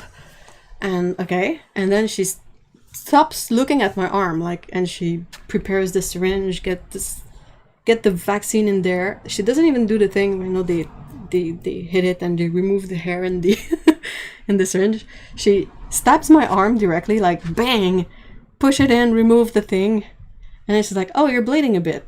And I'm like, yeah. So she has to go pick up a cotton swab, like it was not exactly prepared, it was stuck with all the other cotton swabs, and she swiped my arm, like leaving a big blood smear, and then she put a huge band-aid on it. And I was like, what happened? That's so different from the first one. I'm like, okay, that's special, that was something. I get home, I remove the band-aid because I tend to react to the glue in band-aid, so I didn't want to have an allergic reaction on top of everything else. And it left me such a bruise. I will show my bruise, so if you don't like to see bruises, look away for a moment. Okay? I'll try to get it in camera if you can see it, but I mean, this is a huge bruise for a teeny tiny swab, like a stabby, and it's like purple and green now, and it's kind of gross. It's called a shot, not a stab. Yeah, well, the second nurse literally did a stab.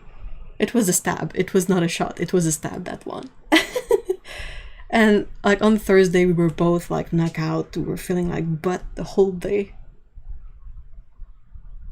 And like Friday was better, but I'm like, what? So my theory is either that we reacted to the second dose more, which is entirely possible, or that the fact that the way the vaccine was administered had an impact on the way the body fight it off or something. But yeah, I mean, like you all saw, most of you have got the vaccine, or at least the first dose. It's a teeny tiny needle, like it's not a big one. Like I can see where she entered it, and it's a tiny dot, but the bruise is huge. And I was like, what the heck? Hey, Nazarius, hi.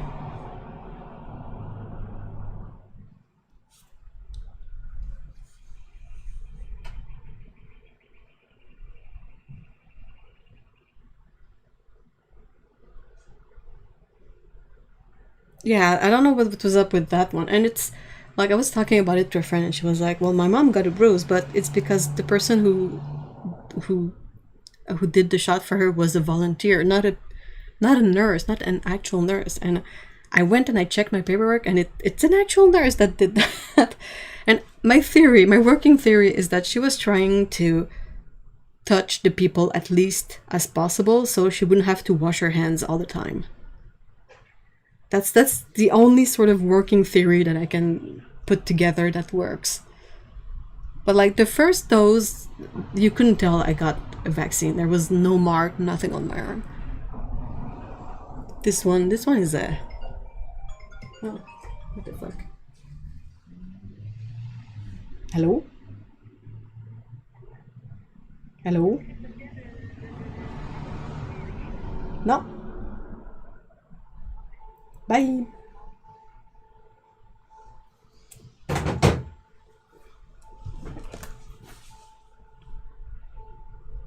I should be getting those two in a couple of weeks. Well, I hope it goes better than my second dose. Yeah, it feels sore, but I mean the bruise. You're supposed to feel where the blood vessels are. Well, she didn't. She obviously didn't. That was so surreal. That was so weird as an experience. Like, she didn't give a damn. Yeah, there's really some really nice stuff. I'm really loving this here and this sap green, I gotta say. It's good. There's a bit of cool granulation that's starting finally happen in the mix of caput mortuum and chromium oxide green. It's really like subtle and kind of delicate, but it's there. I'm a healthcare provider, but I'm on my day off. It's an Etcher sketchbook, a big one. So that was the story time of my my second stab. She still needs to wash up between people regardless. I don't think she did. I really don't think she did.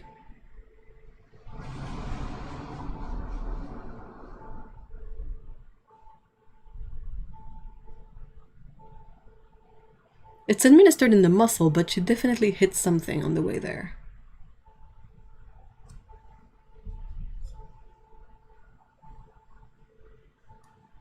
It doesn't particularly hurt, but yeah.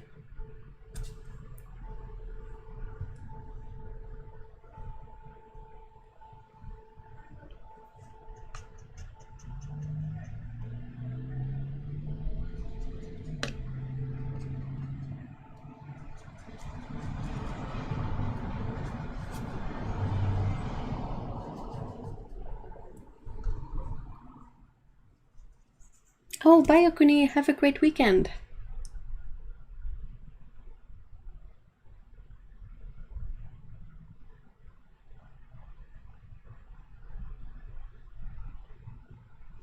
Yeah, some people just get hit in a tiny vein. It takes very little, but her bedside manner, imagine if you had a phobia. That's exactly what I thought as I was, like, walking out of there. I was like, dude, she's fortunate that I'm not scared of needles or something. Oops. Nice colors in the sketchbook. Quiller approved. Why Quiller approved? I'm not familiar with his thoughts on color all that much.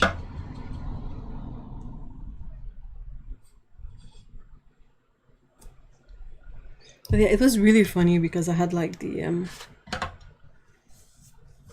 I can find a pencil.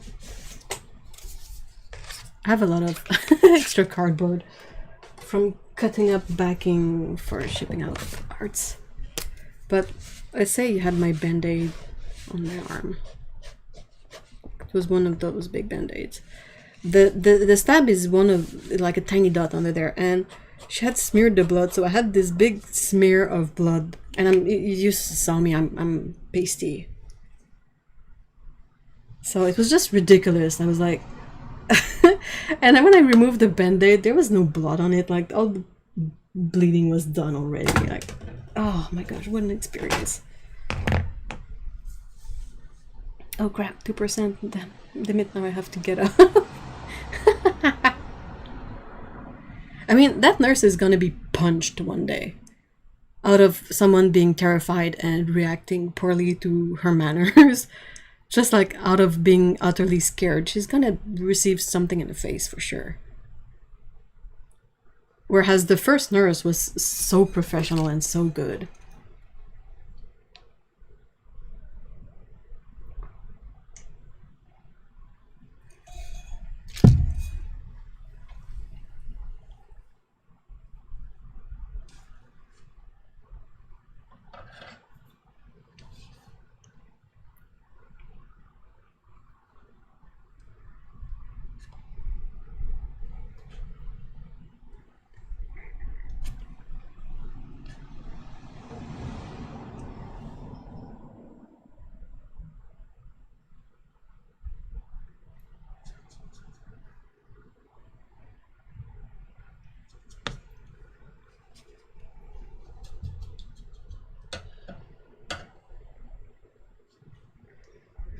Our GP leaves a lot to be desired, but have to say, when they found out about flu jab allergy, they were really good.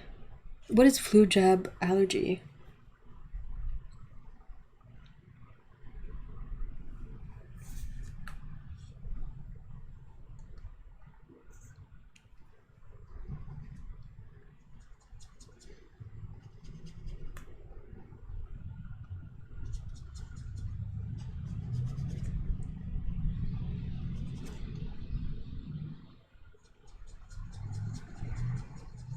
And the nurse that gave us our shots was sneaky, and you got it before you knew it was coming.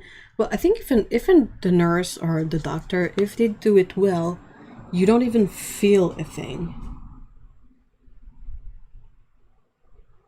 If I get the flu shot, I have to go to the ER ASAP. Okay, so you're really allergic to what's in the flu vaccine, like the regular yearly flu vaccine. Yep. Honestly, could be caregiver burnout. I hope your colleagues keep an eye out whether it's bad personality or burnout. Yeah, I mean, regardless of what it is, it was pretty jarring. Like, there was definitely something there that was a bit weird, and I can understand that administering all the COVID vaccines is not necessarily a fun thing, but I would sort of venture out that she's paid to do that, and I mean,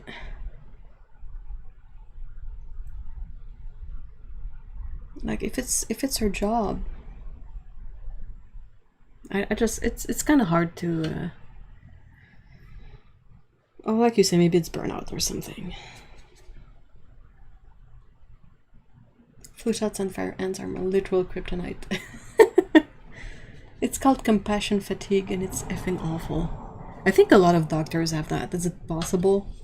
Because so many of them are jerks, and I doubt they all intend to be jerks. Or like they will tell you something with such a careless attitude. Story time. One time I had to get some blood work done, but my veins were not cooperating. I had to get poked 6 different times. Woo! Oh. Add to fast prayer, and I nearly oof.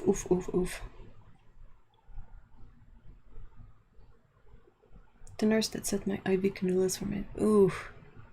Oh my gosh. I understand that it's a thing, but I mean, I say we should do something, as if people are gonna do anything for that, but I wish there would be more measures in place to sort of deal with that. Because it happens, so instead of pretending it doesn't, how about we do something about it?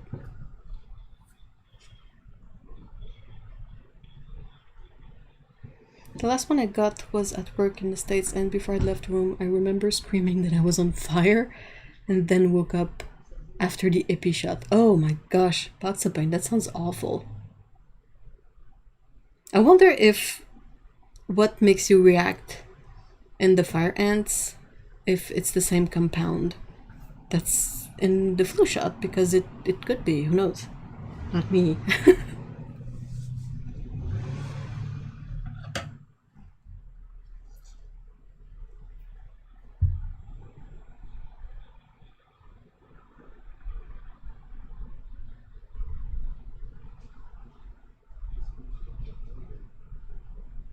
So obviously this is a palette that would work really well with for greens. Maybe I should do a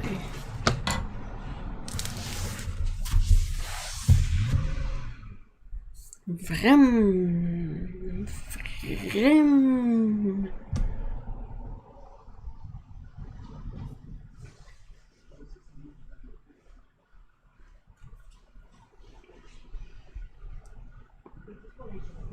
Sorry, coming and even more now. Nothing excuse, by the way. Yeah, I mean, 2020 was a year for burnouts, period. So imagine compassion fatigue. Like all the medical systems throughout the world were pushed to such an extent. I'm pretty sure they're not going to do anything about it, though. It's not a priority. Ugh. Blech. Ugh.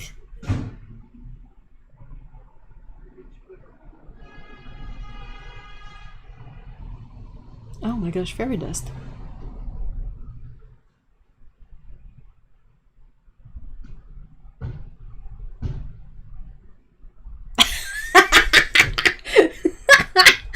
Oh my gosh. Moxapite.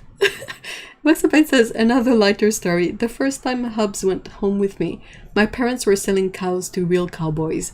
And I looked down and my leg was covered in fire ants. And I screamed and throwing articles of clothing. And my dad just said, he's special. That's hilarious.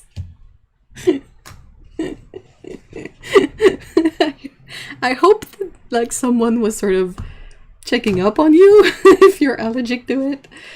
Oh my gosh. You aren't sure what's in the flu shot. I got a big lecture after about eggs and feather pillows, of which I'm allergic to neither. Yeah, that sounds like a good investment of time.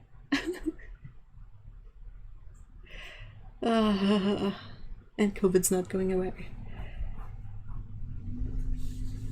Yeah, that's the whole thing.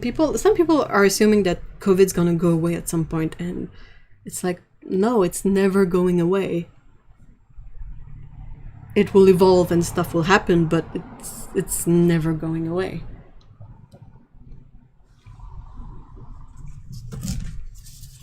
Let's do a mixing chart. I'm starting my adventure walk to the supermarket, mostly for apples and cat food. And a congrats you walked 3 miles, have a Skittle junk food. Yeah, that's awesome.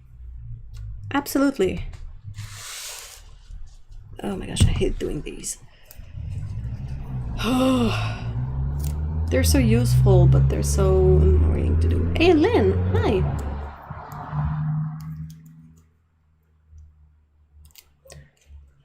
Oh, I remember.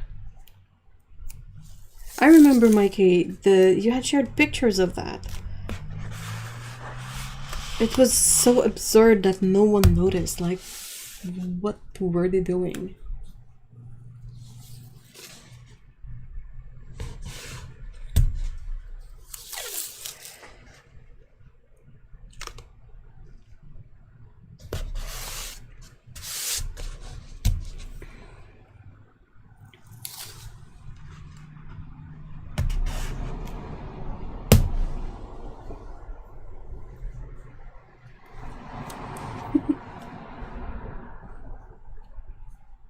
Taking care of those who take care of the rest of us should be a priority, from the overworked nurse to the janitors.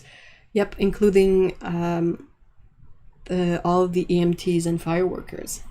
Fire workers? Firemen? Fire people?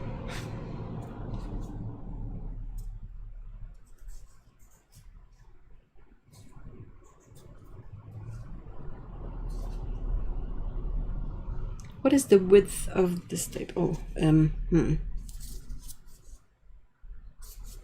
I'll have to measure it. Do I have a ruler? Oh yeah, I have a few here. This one is 1/4 of an inch. How many? About 5-6 millimeters. All of them. All of them.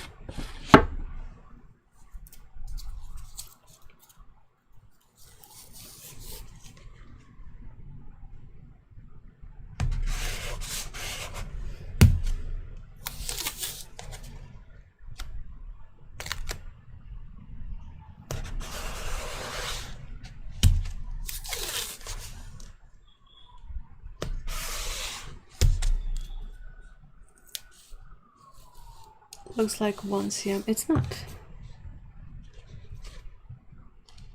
It's thinner than 1 cm if we're still talking about tape.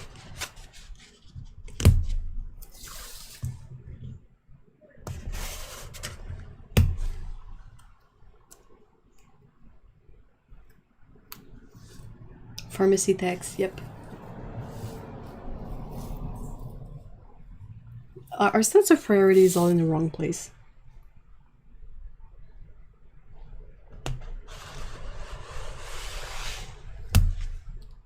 Wee.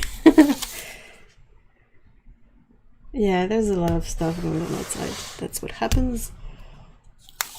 Even this far. Like, this is gonna be really gung-ho, guys. I hate measuring for those. I hate doing those.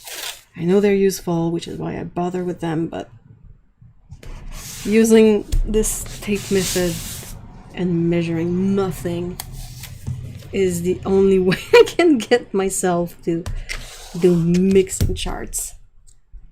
Blech.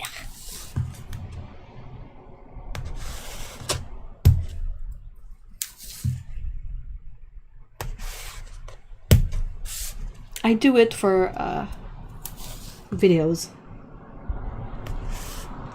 but oh my gosh, for myself, I'm like, for me, who cares?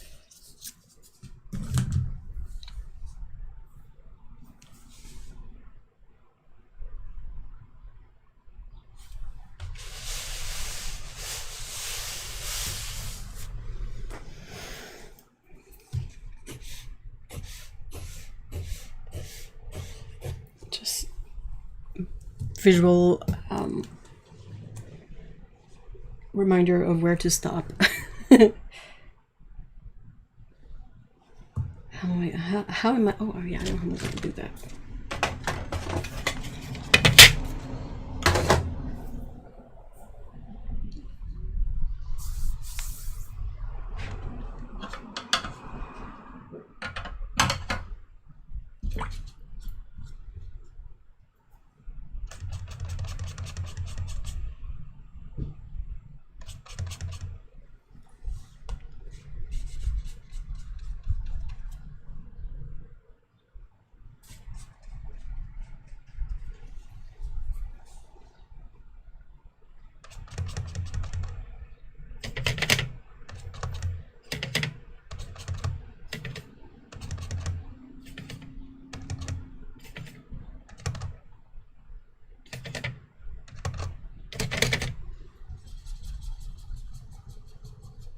I recently discovered how much it takes to do a mixing chart, and I've not tried ever since.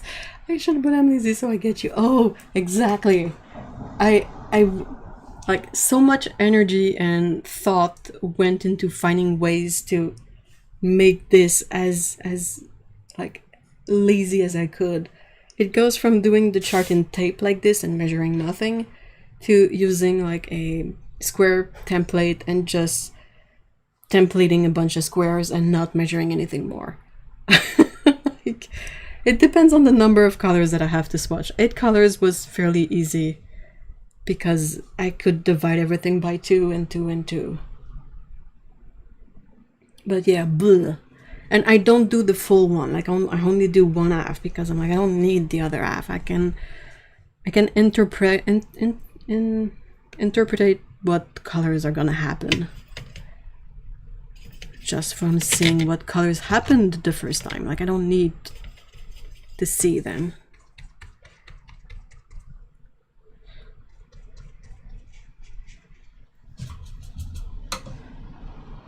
Gosh, I hate it so much.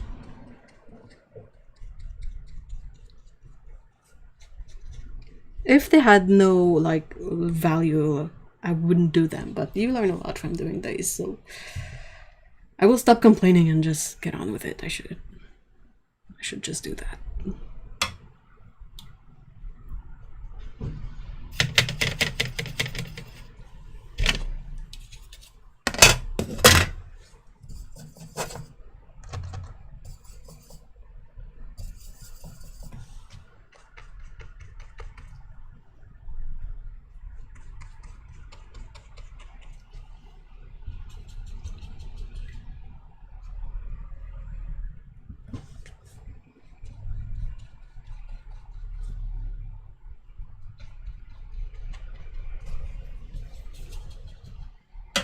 I do mine slightly differently. Hey Val, hi!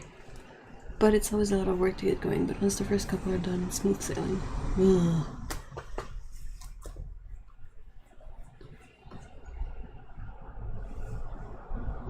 I had one nurse poke right through my vein one. Ooh!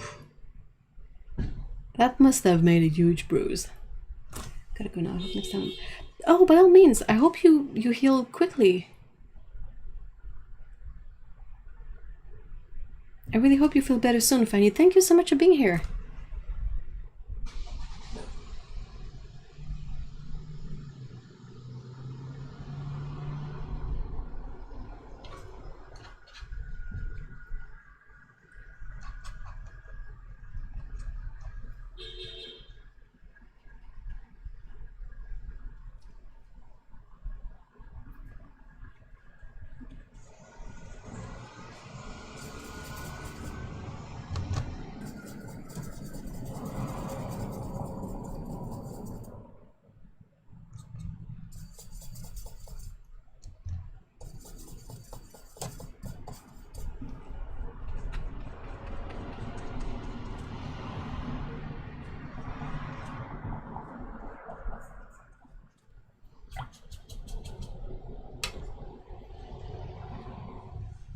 Yes, see you next stream if possible.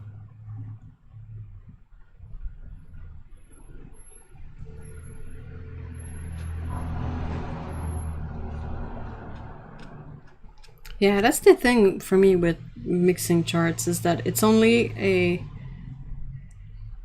It's a bit like a... What's the word I'm looking for? It's like a summary of the mixes you can do. Because yeah, you can have this but with more orange, you can have this with more Payne's gray, and it's just like... I try to make them 50-50, but it's just like one level of mixing that can be done with this, which I feel is rather incomplete.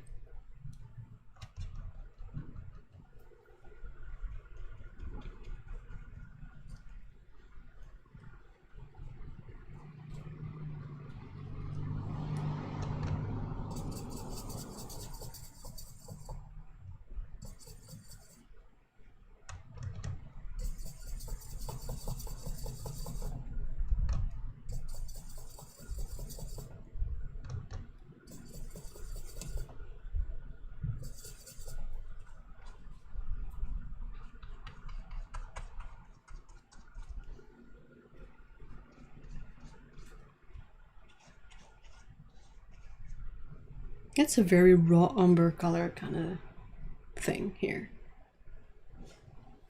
I quit making charts and just make blobs in my sketchbook. Yeah, blobs are the way to go. Like with blobs, you can vary the color, you can add more water, see if granulation happens. You can do so much more. I do charts when it's a color selection that I'm not particularly used to. Like I wouldn't do a color chart for the split primary anymore. I'm good. It's fine. I can sort of figure it out easier.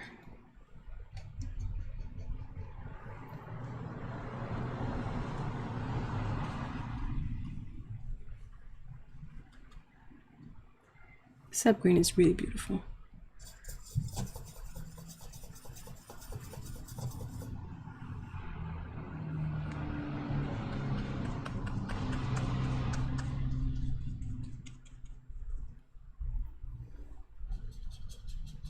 Is Montreal having a Beyond exhibition? I don't know. Are those the virtual ones where it's projected? Yeah, there's a really nice sepia. I think I could get it to like perfectly neutral, but I didn't bother.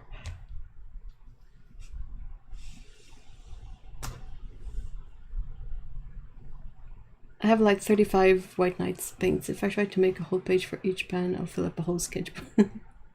It's a good exercise, seriously. It's a really good exercise to try and mix color, and you learn a lot from that. Like if you have a bunch of cellulose paper that you want to use up, that's an excellent way to do so. Like as much as I love the Etcher sketchbooks, they have one major flaw in my opinion, is that their paper has a side. You have a good side and a bad side to the paper, and the bad side has a very noticeable texture, which I don't like. So I end up using these a lot for mixing colors and playing with colors, and I don't feel like I'm wasting them doing so. I feel like this is an investment in knowledge. you can't beat first-hand experiencing of stuff, so by doing these mixes, hopefully.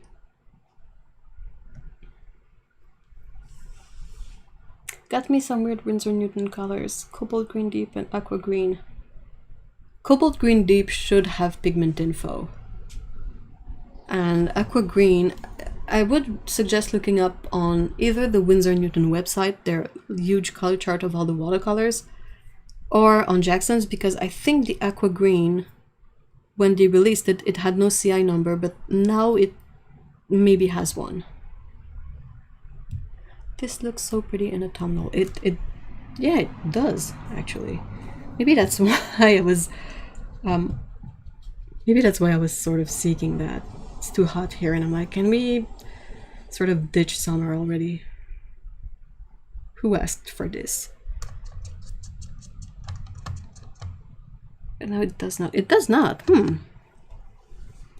Because both of these colors were from the limited editions that they had a few years ago. Like one was the Twilight and one was the Desert collection. I think both the colors you named are from the Twilight. Yeah, I want the cool weather, seriously. I'm melting. I'm too fat for this kind of weather, honestly.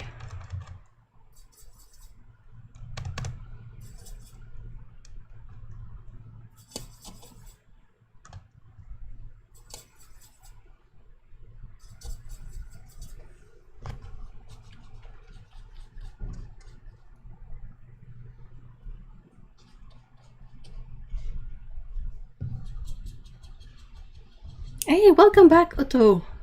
How did it go? Oh, did you get to peel all the tiles? How fun was it? Autumn is going to be awesome. Oh, I swear. I miss pants and sweaters and plaid shirts.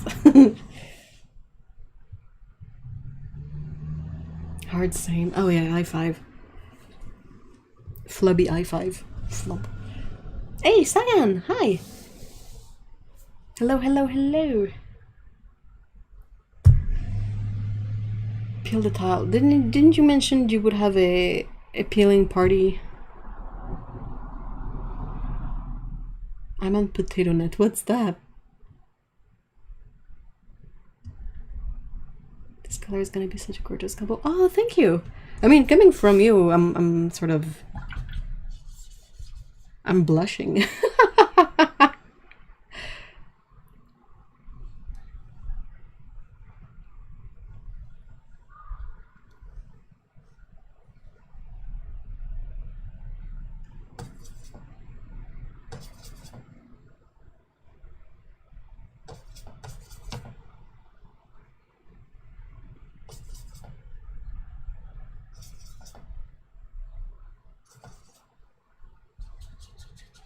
Peel all the colors. Yeah. Oh, it's for the surfaces. I thought it was for the tiles.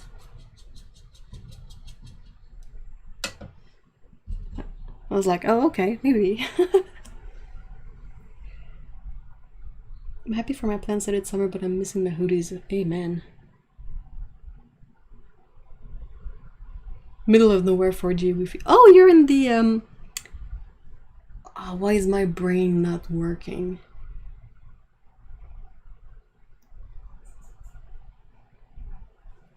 Sorry, my brain is flat out dead. Oh my god, now I'm blushing too.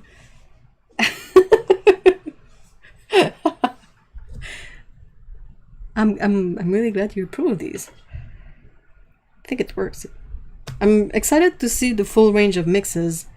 I have to finish this first though. What am I trying to mix? Okay.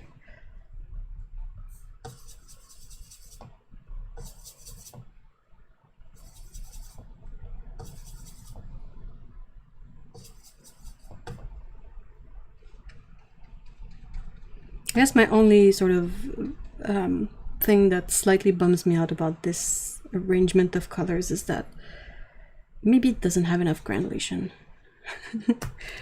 But, you know, that's minor.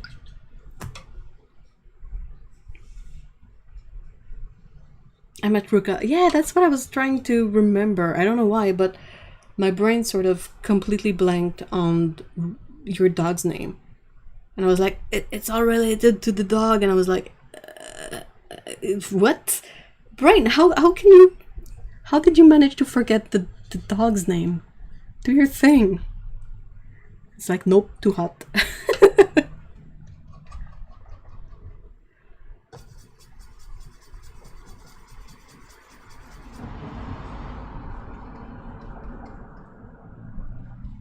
I feel like doing these mixing charts is also good for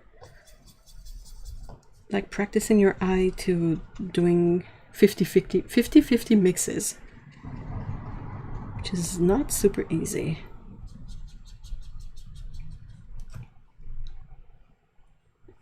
Come on, head, brain.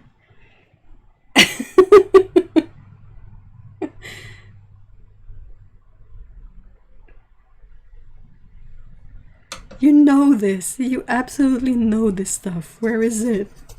Find it. You had one job.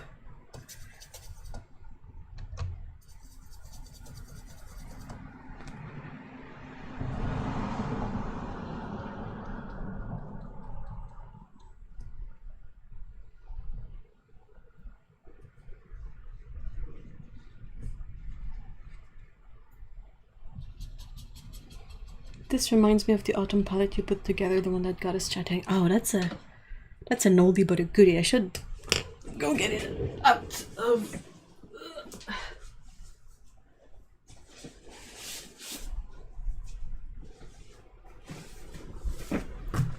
So I have a swollen ankle and I have no idea what I've done to cause it. Is it painful? Oh yeah, there it is. Wow, that was easy.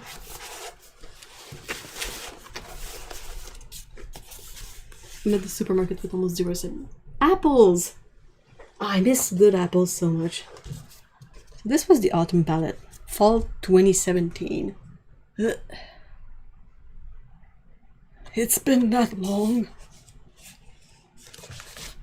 This is the chart I made with it. Works well, I think. Still a really decent palette of all Daniel Smith paints.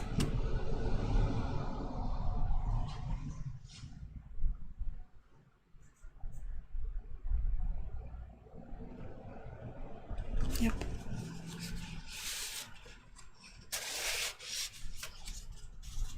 No, it's this one is all Daniel Smith.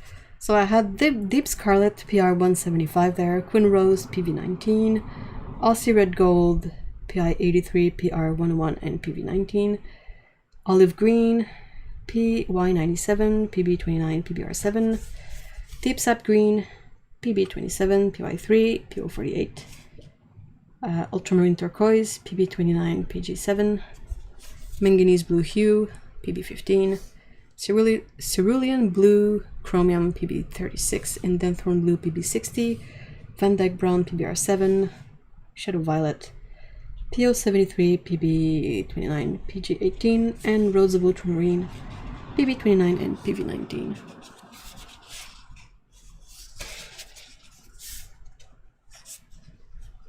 Yeah, I guess we've been friends for 4 years. It's a good way to remember.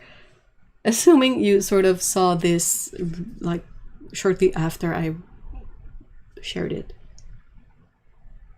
It works really well. Maybe I should try and find dupes for all of these colors. Might be hard though. At least I know that for Shadow Violet, I can go for Roman Schmal. Maybe Rose Ultramarine too. Dang it. Maybe it would be quicker to hope for a different CEO.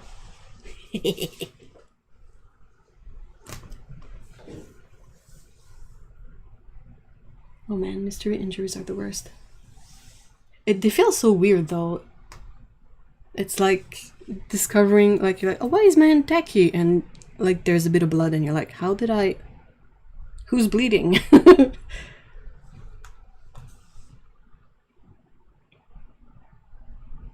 Oh no, I forgot your mask!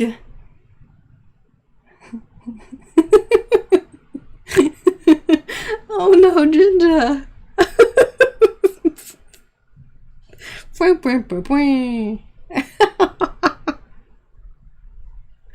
Oh no!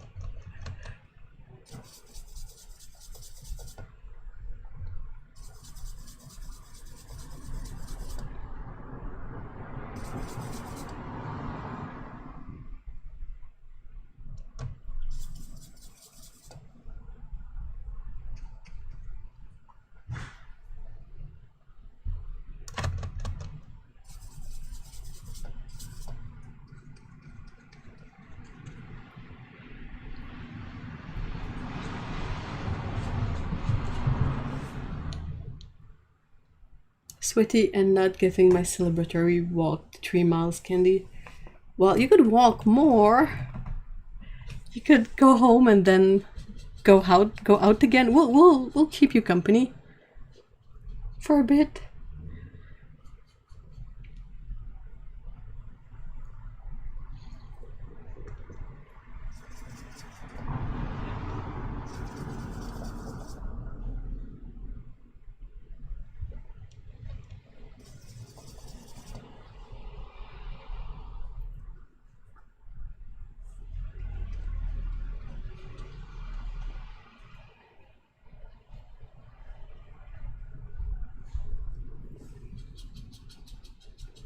But probably could have called them and asked if I could go straight for customer service and get one on my face and then pay. But nah, I'd rather walk of shame. At least it's not raining, I hope. We are either the worst or best kind of enablers here. A bit of both. Oh no. If I walk this again today, I'm getting 3 candies. My gate is... Yep. Oh, absolutely. Get 3 candies.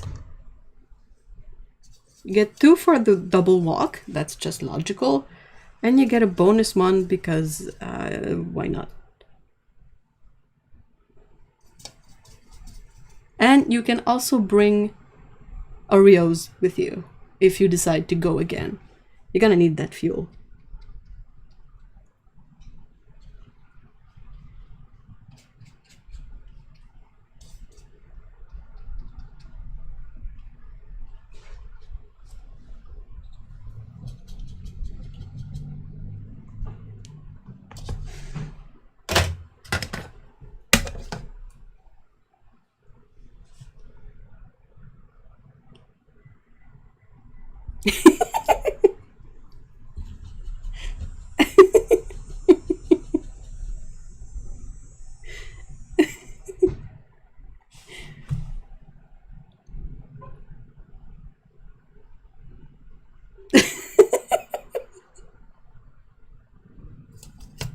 I don't know why it's cracking me up so much, but everyone's saying like, wait, isn't this therapy? In the chat really cracks me up.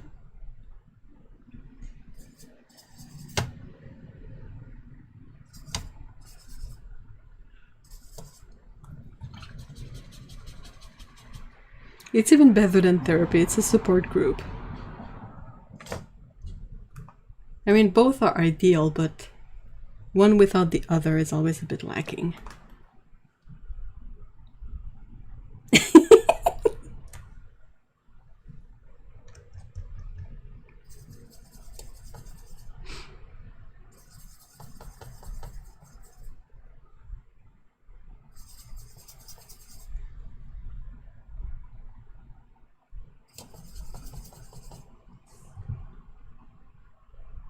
My hubs has benefited from my enabling right up to 25th. What? What?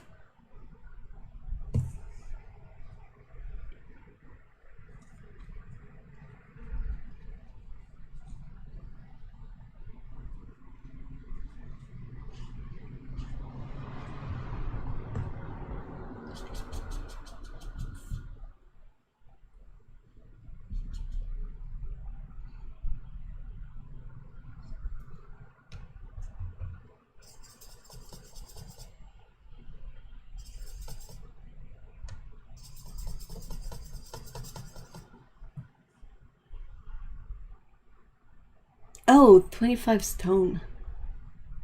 That's such a peculiar unit of measurement, honestly.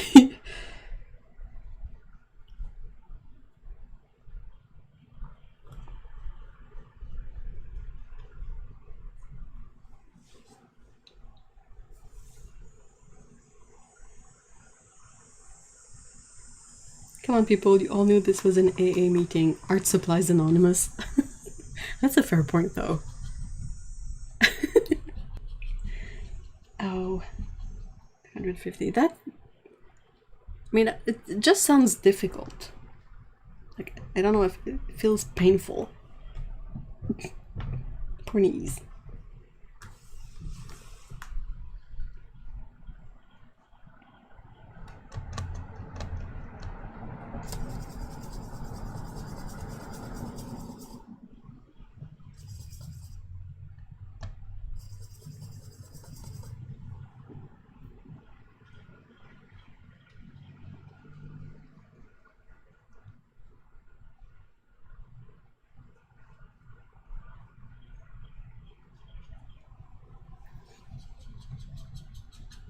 Watercolors are life, so this whole channel is about life, right?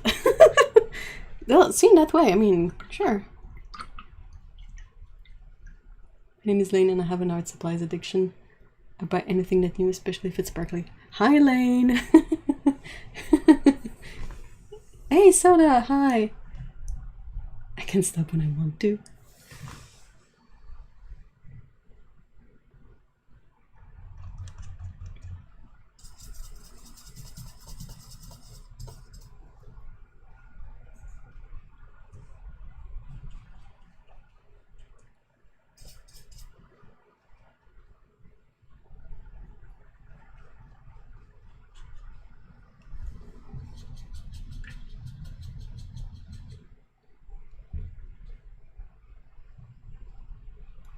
I got this, oh, you can't see it, but I got this 3-section container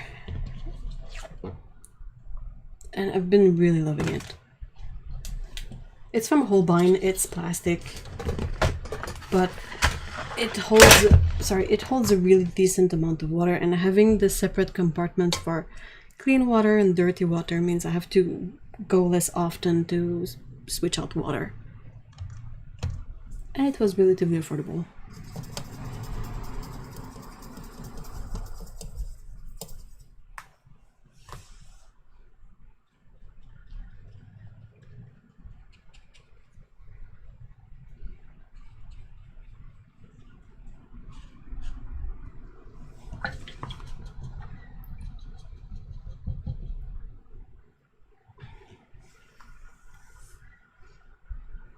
My name is Otto and I have an addiction to getting the whole range of whatever. I have to have it all. Oh my gosh.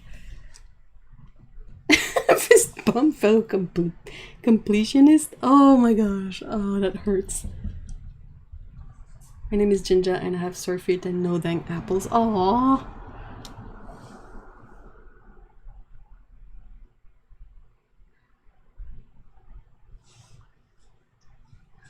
Okay, Jinja, a theoretical question. Do you have a bike? Would using a bike be easier or not at all because it doesn't help with the gait? Fist bump on sore feet. That's a bad idea. Ow.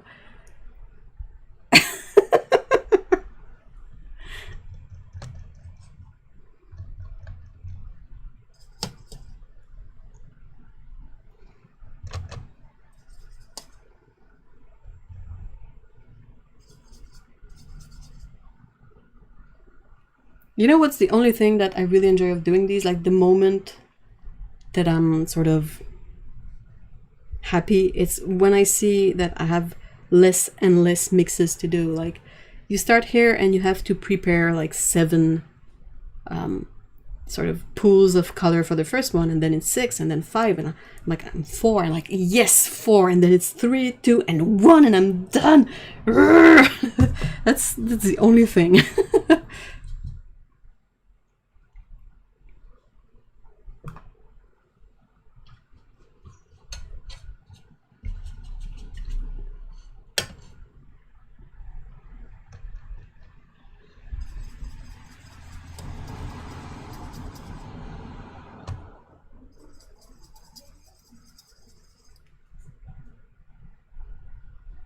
Oh, that's a really cool color. I love this one.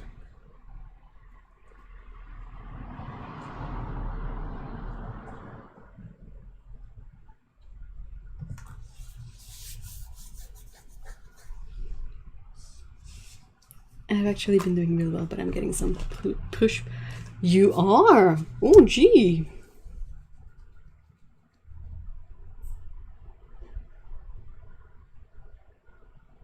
Really, I am hyped for the mixes with the chromium.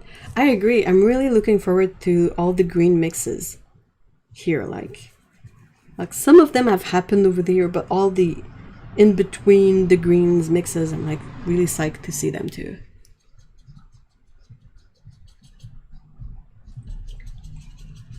No, fist bump or fist for both of us having sore feet.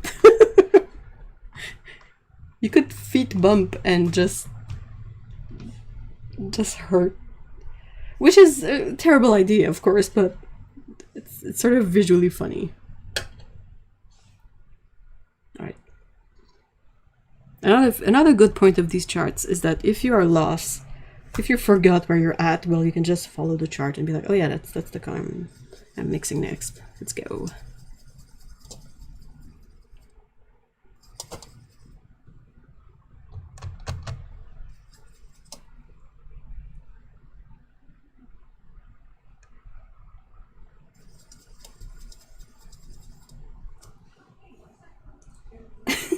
Feet bumps.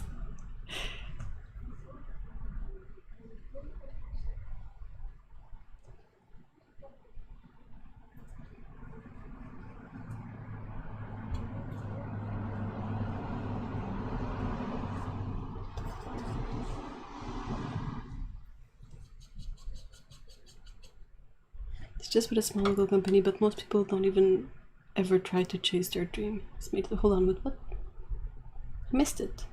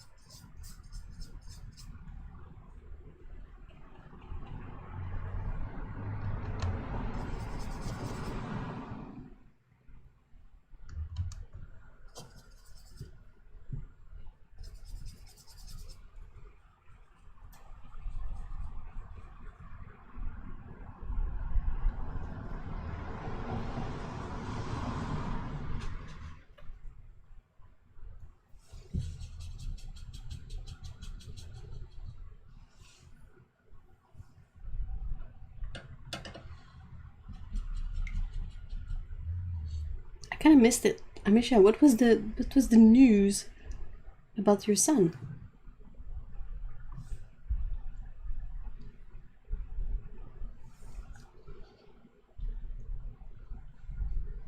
All right. Chromium oxide green.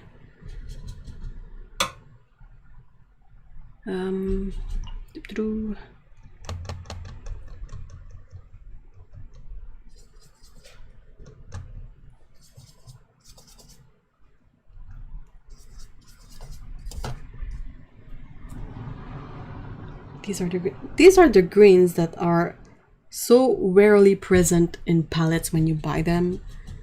Drives me crazy. There's always like stupid phthalo green, blue shade, PG7. I have so many PG7s by now. I'm like, enough with this. and what's the other green they usually put in there? There's always a very yellow green, really bright. My son is debuting as a pro wrestler. Oh, really? Oh my gosh, congratulations. Wow, I hope it goes well.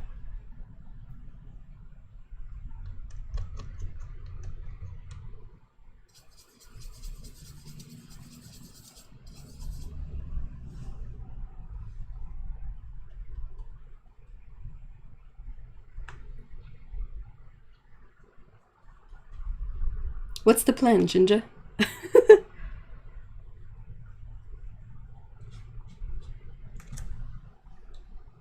Oh, did I miss your reply about the bike question?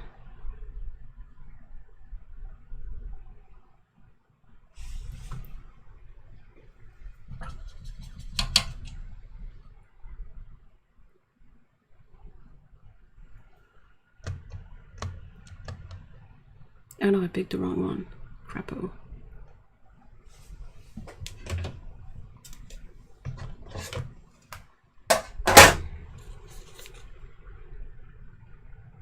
Oh, I mixed too many. Wow. Okay. So since I have sap green on my brush, I'm gonna prepare the two I will need for the next one. So it's not a waste. Leaving home again, this might end very pooey since I already am pained up to my hips. Oh no! We're praying for you. You can do it, Ginger. I brought 2 masks. Yep. Yep. Someone needs to get, you know how you have these little things you can clip on your dog's leash with the poopy bags in there? Well, I want one of those clippy thing, but with masks in there, so I can clip it to my purse or like anything. What's the color I'm wanting? It's this one.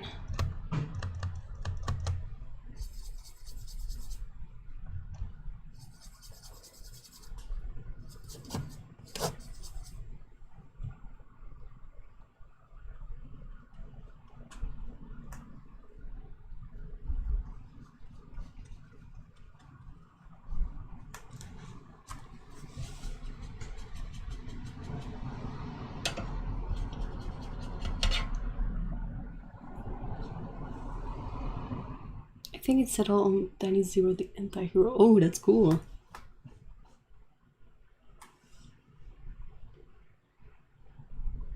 Did you bring a water bottle, Ginger?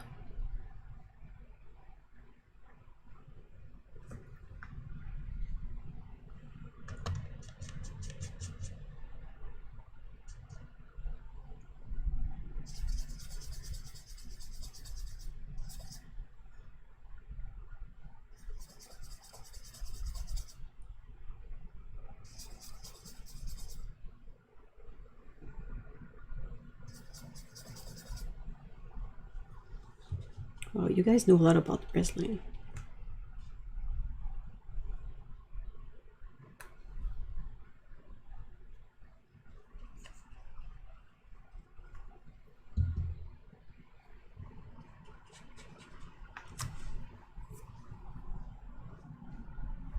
This bright is so green.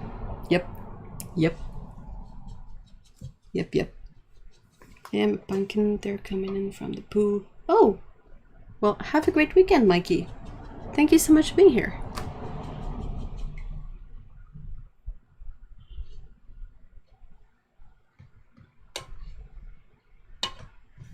Okay, so this is done. This is coming over. Almost done. No, wrong color. I just walked into a flock of ducks. That's a good sign. I think that's a good sign. Ducks are cool. Like if it was geese, I would worry, but ducks, it's okay. That's the sap green. That's the sap green. Okay.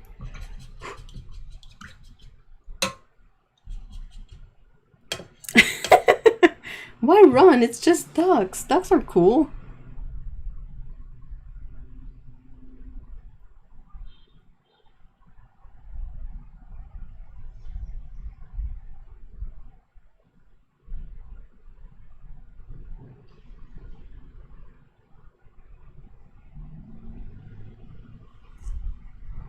I just read chat and it just gave me the most intense feeling of déjà vu.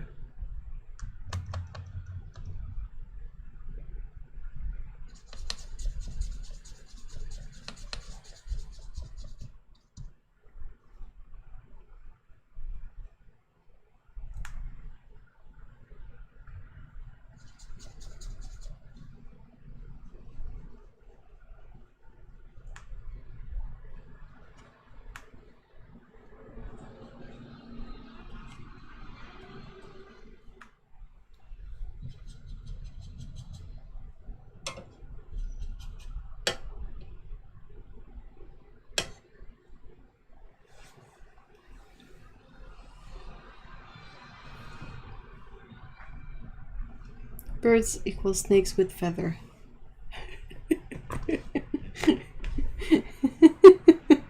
Not geese, just ducks. Yeah, ducks are okay. Ducks are cute.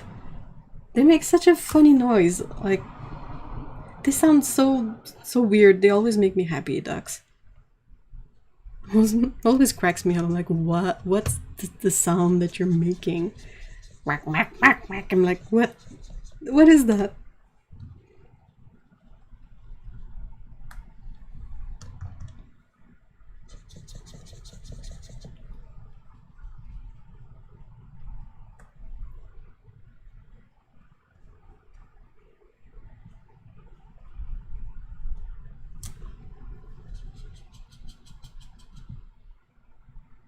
Yep, hold on.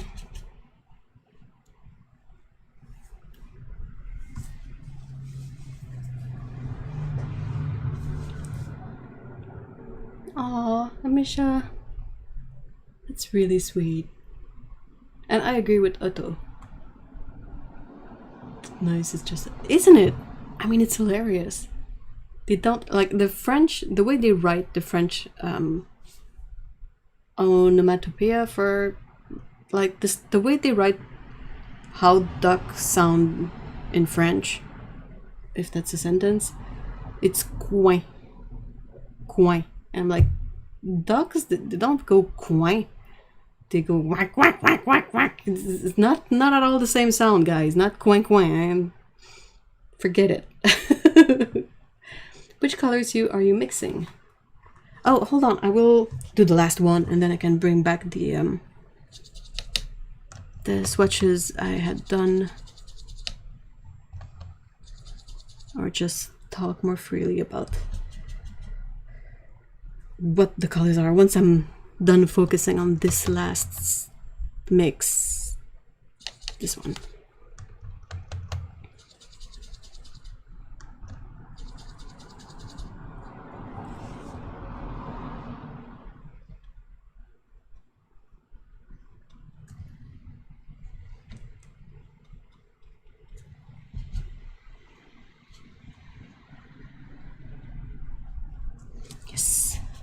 Yes!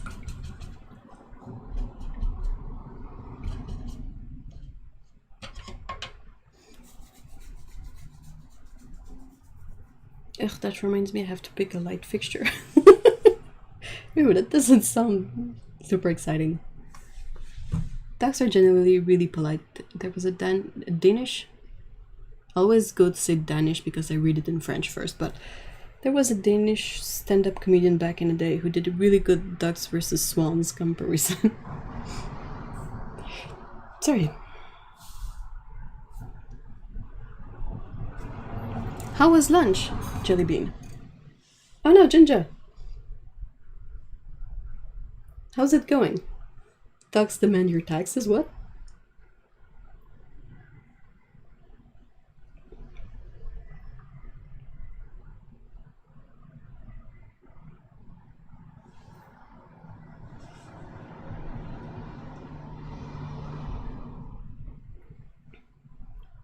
They say rap, rap, rap in Danish. Oh, that's funny too. I mean, just like that, unless you say that differently in Danish, that doesn't really sound like how a duck sounds. I think it's impossible to write down how a duck sound. How it sounds? Yeah, whatever.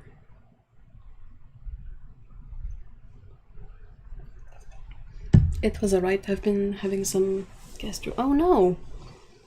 Sweet fruit and some bland things. Aw, that's a bummer.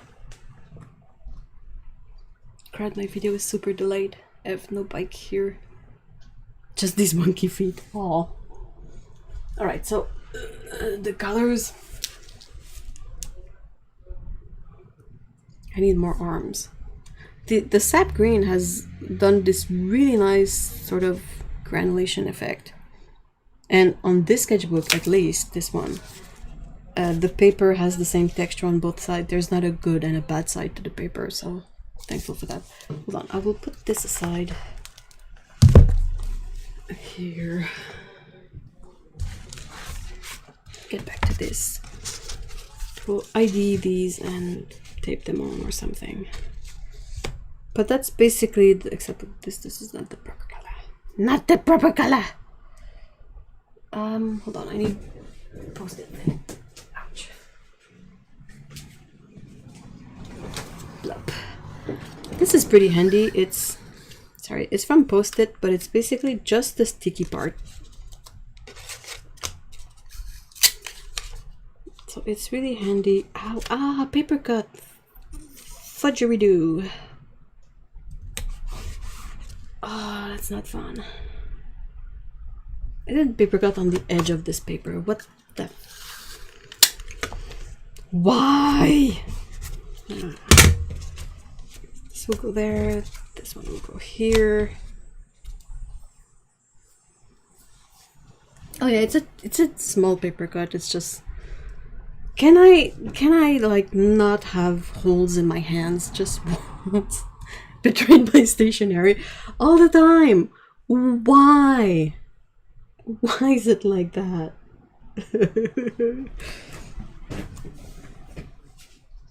I'll grab the good washi tape too. Only good washi tape is the one that MT makes. And I stand by that. Okay, let's McGarver it this way.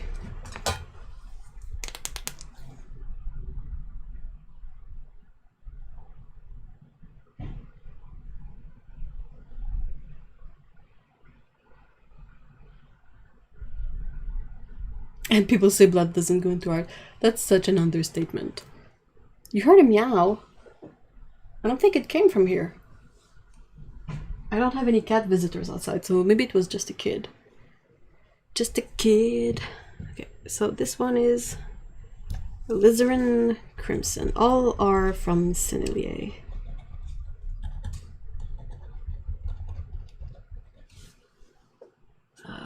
Bugger.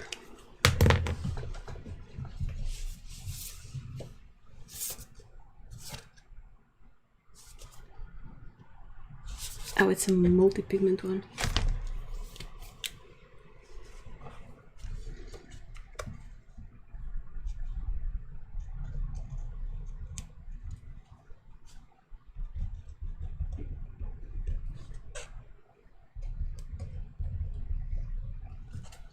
And this is Caput Mortem. I can never remember how it's written.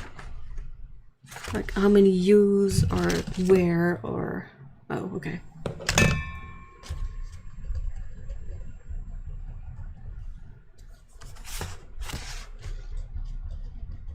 Okay. Hold on. Alright, so the final lineup of color is Chinese Orange from Sennelier. All from Sennelier anyway. Alizarin Crimson, Caput Mortem, Payne's Grey, Chromium Oxide Green, Sap Green, Brown Green, and Quinacridone Gold.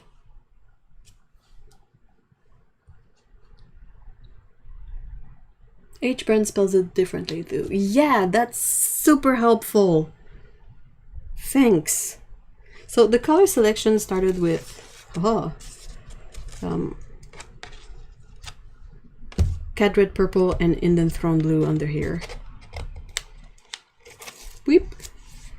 But that didn't work well, so we worked it and now it's like that and it's much better. Yeah, brown green is basically what's it called? Azo green.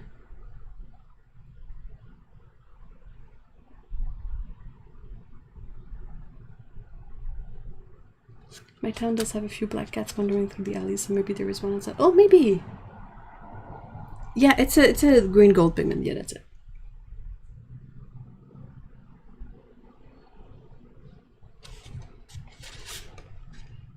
That's gonna be enjoyable. If you guys remember last week, the sort of two sets we also swatched, the makeshift St. Petersburg set and also the sort of muted set that I put together just for fun. ergazine, azomethine, many names, yeah.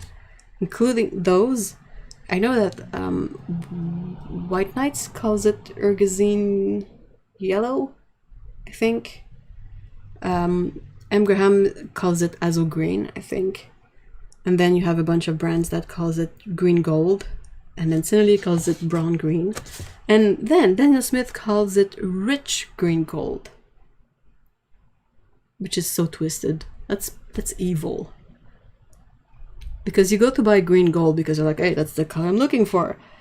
And you don't check because you're new to this. Like, we all were. And then you look it up and you're like, oh, it's not the single pigment one. It's a weird mix that's super bright. Oh no, I need rich green gold. Okay, thank you.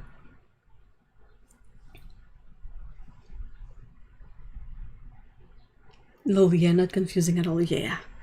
I'm pretty sure they did it on purpose. I'm loving all of these. Yeah, that's kind of like a muted palette for everything. Digging it.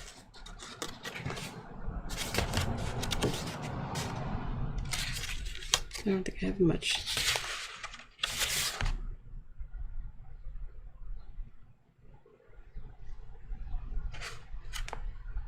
I think for this I was sort of messing around with colors from a palette that Sault we've put together.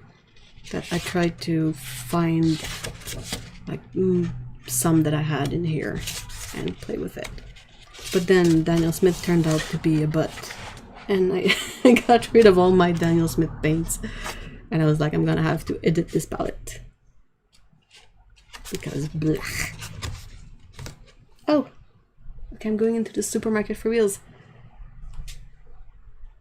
Update us on the Discord, Ginger. I hope it goes well. I really want to get into using sketchbooks, but I know I'll regret it. What do you mean, Otto? I remember Dr. Otto doing green gold. I felt the rich green gold was too similar to an olive green I have. The rich green gold is the one that's a single pigment. So if you have another sort of color or mix that is similar, yeah, it's gonna look alike. And the regular green gold, the color is, I'm not saying that the color is terrible, I'm just saying that the fact that they called the one that is not the one pigment green gold, and then called the green gold rich green gold, it's sort of a, I'm sure it's a ploy to get you to buy 2 tubes of paints. I just never ever finished a sketchbook. It really depends on what you are willing to put into a sketchbook.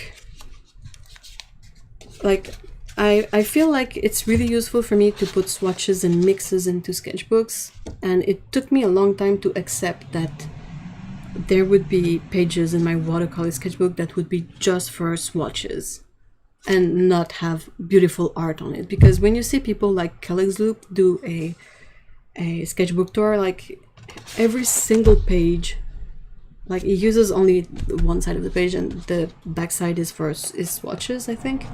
But every page of this sketchbook has a beautiful piece of art on it. And it's intimidating, and it's definitely not how my brain works. But at the same time, sometimes swatching colors on cellulose paper is not exactly helpful. And the thing with swatching sets on piece of papers is that you lose the papers. So I found that by letting myself paint swatches in my sketchbooks like this, I would refer to them a lot more. I have one of these that's finished.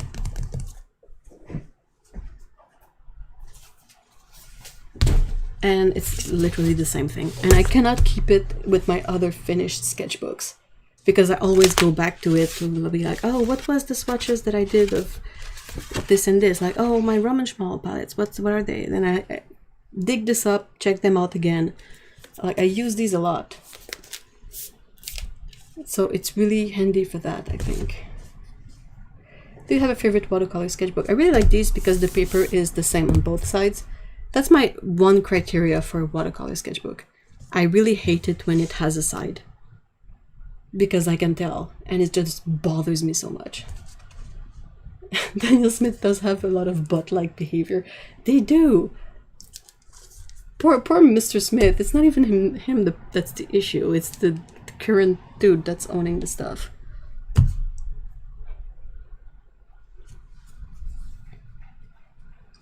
Should call it rich green gold, and green gold something like green gold light. Yeah, or a different. I'm pretty sure they could find a nice spin on it.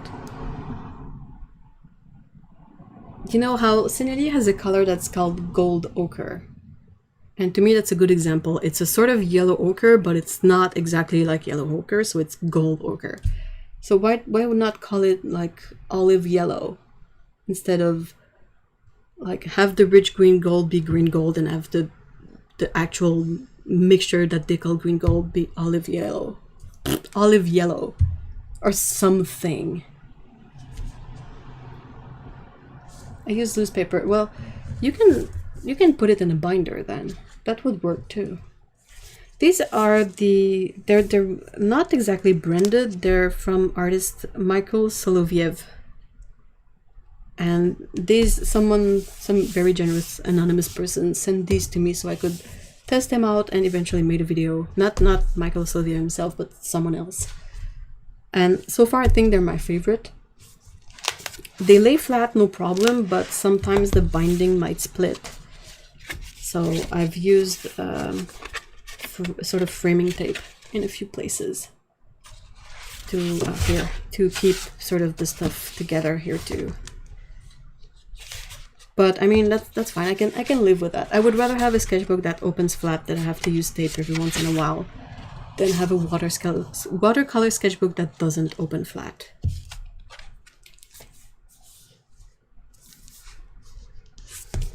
It's I think you can get these possibly on his website, which is Michael Soloviev, so Michael SOLOVYEV.net.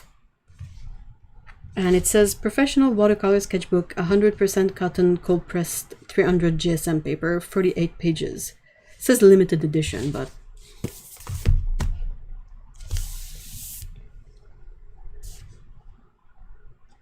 y'all convinced me the value of a sketchbook as a workplace. Or even leaf green. Yeah, leaf green would have been a good name for it. It took me a lot of time to accept that I could be messy in my sketchbooks. But, like, this was a test. I was like, I'm gonna try this. And since I keep reusing it, like, it's useful. So, I don't think there is an Amazon listing that says these use the Balhong cold press. Oh, well, if they do, that's like super, super double awesome. Is it this? Hold on, let me check.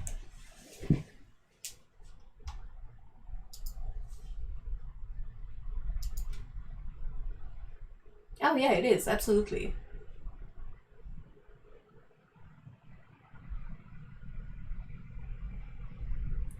Sure.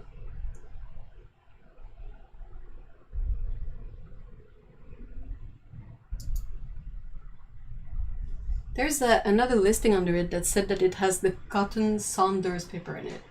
I don't know how true that all is. Oh, this one is really expensive though. Ouch.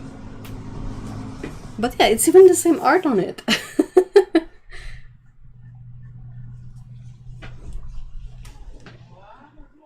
Oh, enjoy making snacks, Box of Paint.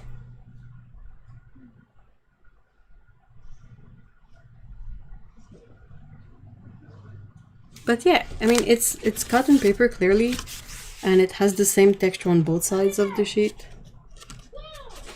So if it happens to be Balhong paper, then I need more Balhong paper in my life, because it has the same texture on both sides. And that's sort of the holy grail of paper.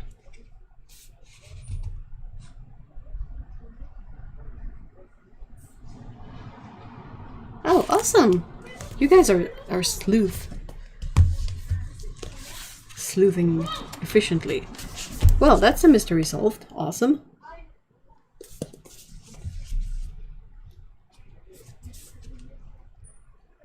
And it's the seller which has the name on the cover. I'll have to look into that. If I can find these on Canadian Amazon, that could be a... if I can find these... Actually, I think I'm going to feature these books in the next news video that I make.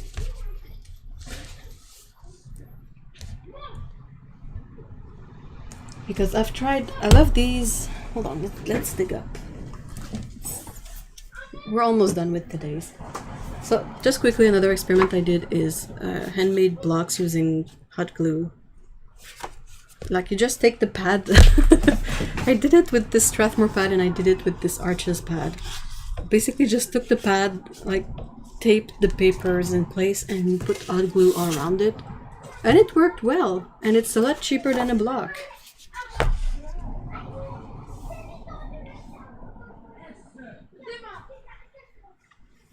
Cool. I don't know about the loose sheets, but the bottom blocks aren't up. Oh, that's good to know.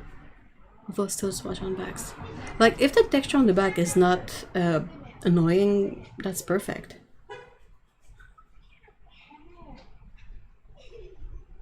I don't know if they make the sketchbooks in hot press though. What's the one I'm trying to find?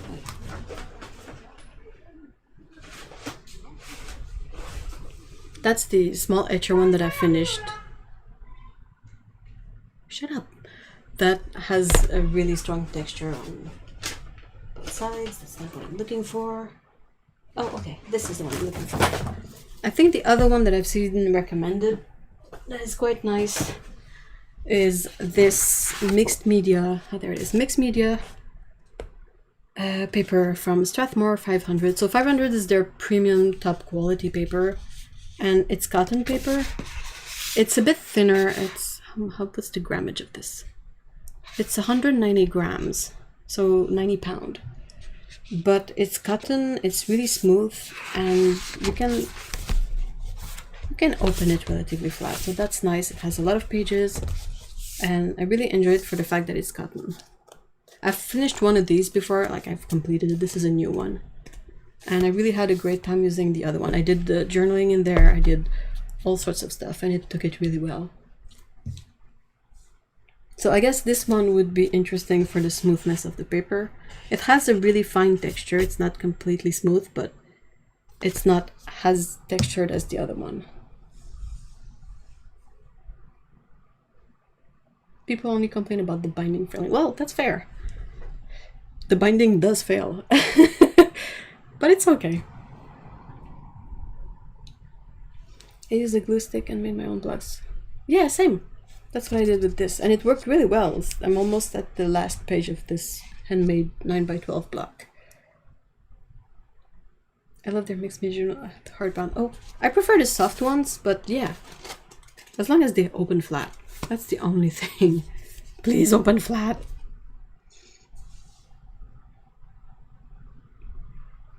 I think we're going to be done, unless you guys have any specific question that you want to share or ask before we all go.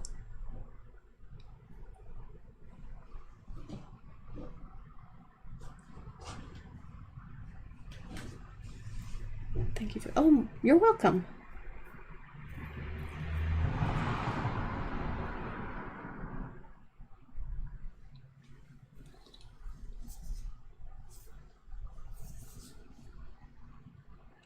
Did you say before that? Yeah, I'm not a fan of the etcher sketchbook. That's what I said, yeah. This is a small etcher one that I completed not long ago, like started in November. Did I stamp out the last date? I finished it with swatches and forgot to stamp it, but it's not very long ago. But it has a definite clear side to the paper, which I really don't like.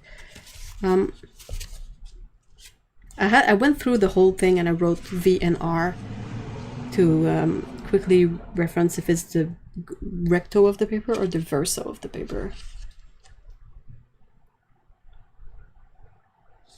And you can really tell there's like it's as if it had the noise filter on the pages. That's the back of the sort of paper. Like on the good side of the paper, you don't really see any kind of texture come up except for the cold press texture. But on the back, there's like this graininess that appears. And some people might enjoy that, but I don't. I feel like it takes away from the effects that you can get from watercolor. Like these are both the back side of the sheet. Because the way it's made, it's signature, so if this is the back side of the paper, then this is the good side, this is the good side, and you have another one here that's the back side, so this is the good side, and you sort of have to go through it to figure out which is which. What ready-made binder do you recommend to make paint? I have no idea. I've not found a ready-made binder that works perfectly. I kind of make my own. There's a good recipe on the Jackson's blog, and if you want the link, you can ask for it on the Discord.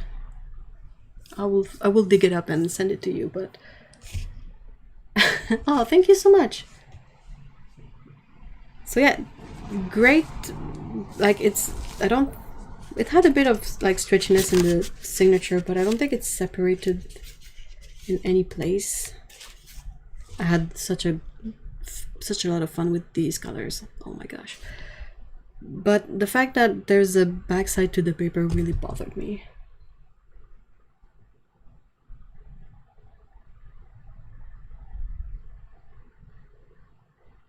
I would not recommend getting the Kramer ready-made binder. Amisha, that's the only thing I would say with certainty.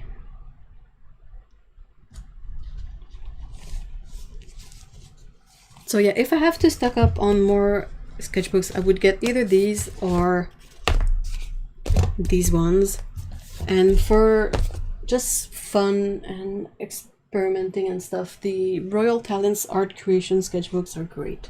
I have a bunch of them. Like these. These are inexpensive, they're really good. Everyone's talking about these lately. But the Kramer ready-made binder is too weak. It's too watery, and it's really not good. So, like, I did a bunch of, like, freak experiments in there with watercolor ground. And, like, that's really minor buckling for that kind of stuff in there. A lot of watercolor grounds. That's not water media.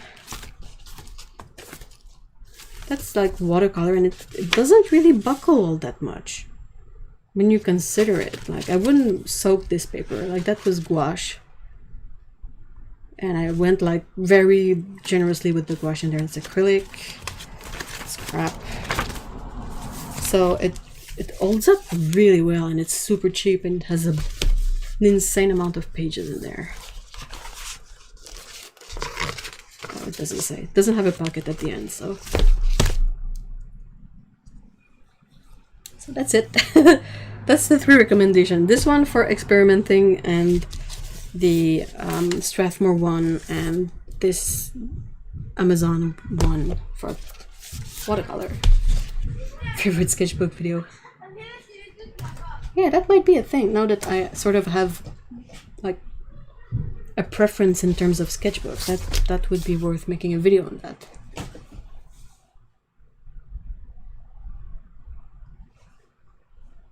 Also, the Kramer one goes moldy on you. Blech. What? Yuck! That's really gross. It's supposed to have preservative in there for the paints. How can it go moldy?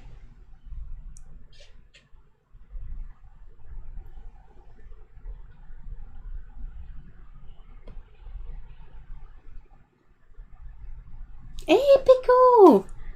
Viens-t'en! Viens me voir, ma fille! Viens me voir, ma fille! Salut, mon raton! Et je peux t'attraper? Oh oui? Bonjour, ma minette!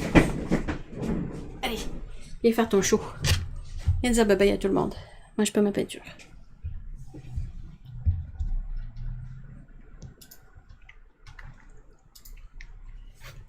Ah, pas propre ta papette? Now it's a proper Caturday, yes. It was missing a cat. Hey, ma Péco. Et mon bébé. Oh, t'es cute. T'es toute cute. Do you remember, Otto, when you asked me how I can go through a day without telling Péco that she's cute all the time?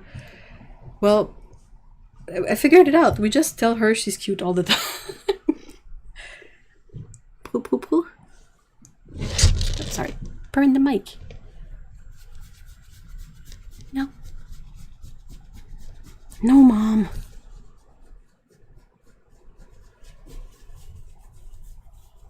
It's a pillow with leg. It's a little sausage with legs. Oh. She sends you guys a head rub and she's shedding like crazy. Comment tu fais pour perdre autant de poils, Pico?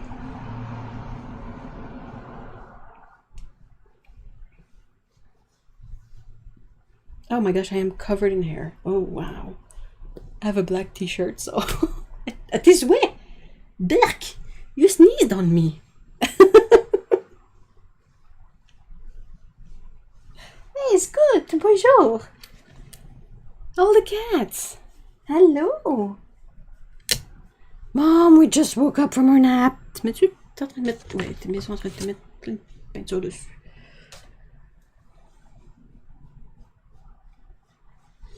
Tu mets plein de peinture sur la queue? Non, c'est bon.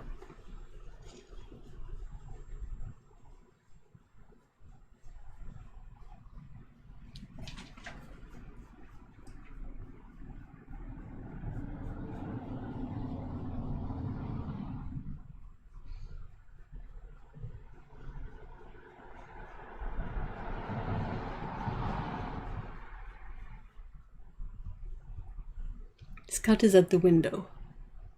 Oh, popo. Salut. Salut, mon raton.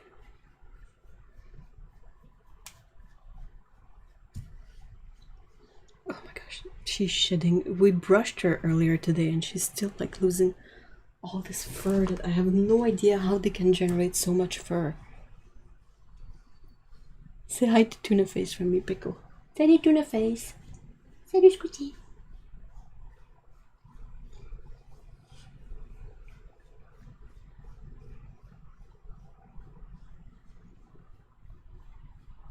Seriously, you can't see, like she's in the trajectory of the air from the fan.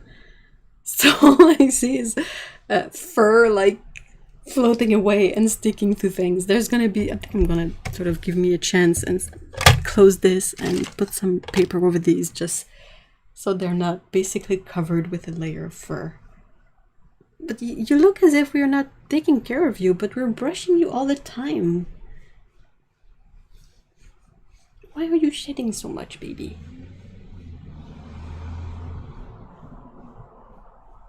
Guys, oh my gosh, Ginger! Guys, Alex, Ginger, did you get it? Do you have the apples? The supermarket no longer has mask mandate. Oh no. Oh my gosh, that's a good story.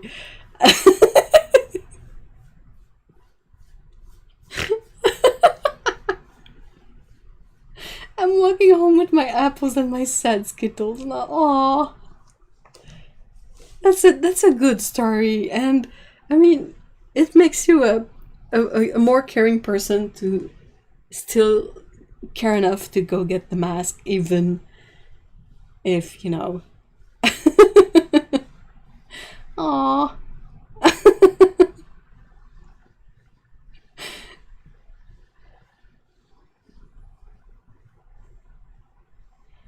You've earned every single one of those Skittles for sure. Oh my gosh, I can see all the fur floating around in my art supplies. This is gonna be cute. But later I might also be crying.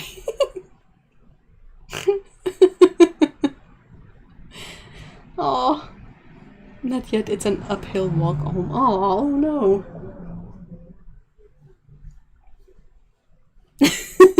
That's an excellent note to end this live stream, I have to say. Have a great weekend, everyone. Thank you so much for being here. And I hope you had a great time. And we will do another one of these next Saturday. And in the meantime, you can check out the Discord. I think I have to update the link to the Discord in the Discord in the description. Because I think it might be outdated or something. But yeah, we have a Discord chat where we all hang out and share tips, thoughts, pet pictures, art supplies. Ah, ça n'a pas de bon sens ton poil péco. Waouh, faut que j'arrête la fan. Okay. So yeah. Thank you so much guys for being here. Non, mange pas les... Oh, t'es tannante. Bon. Thank you guys. See you all next time. Bye bye.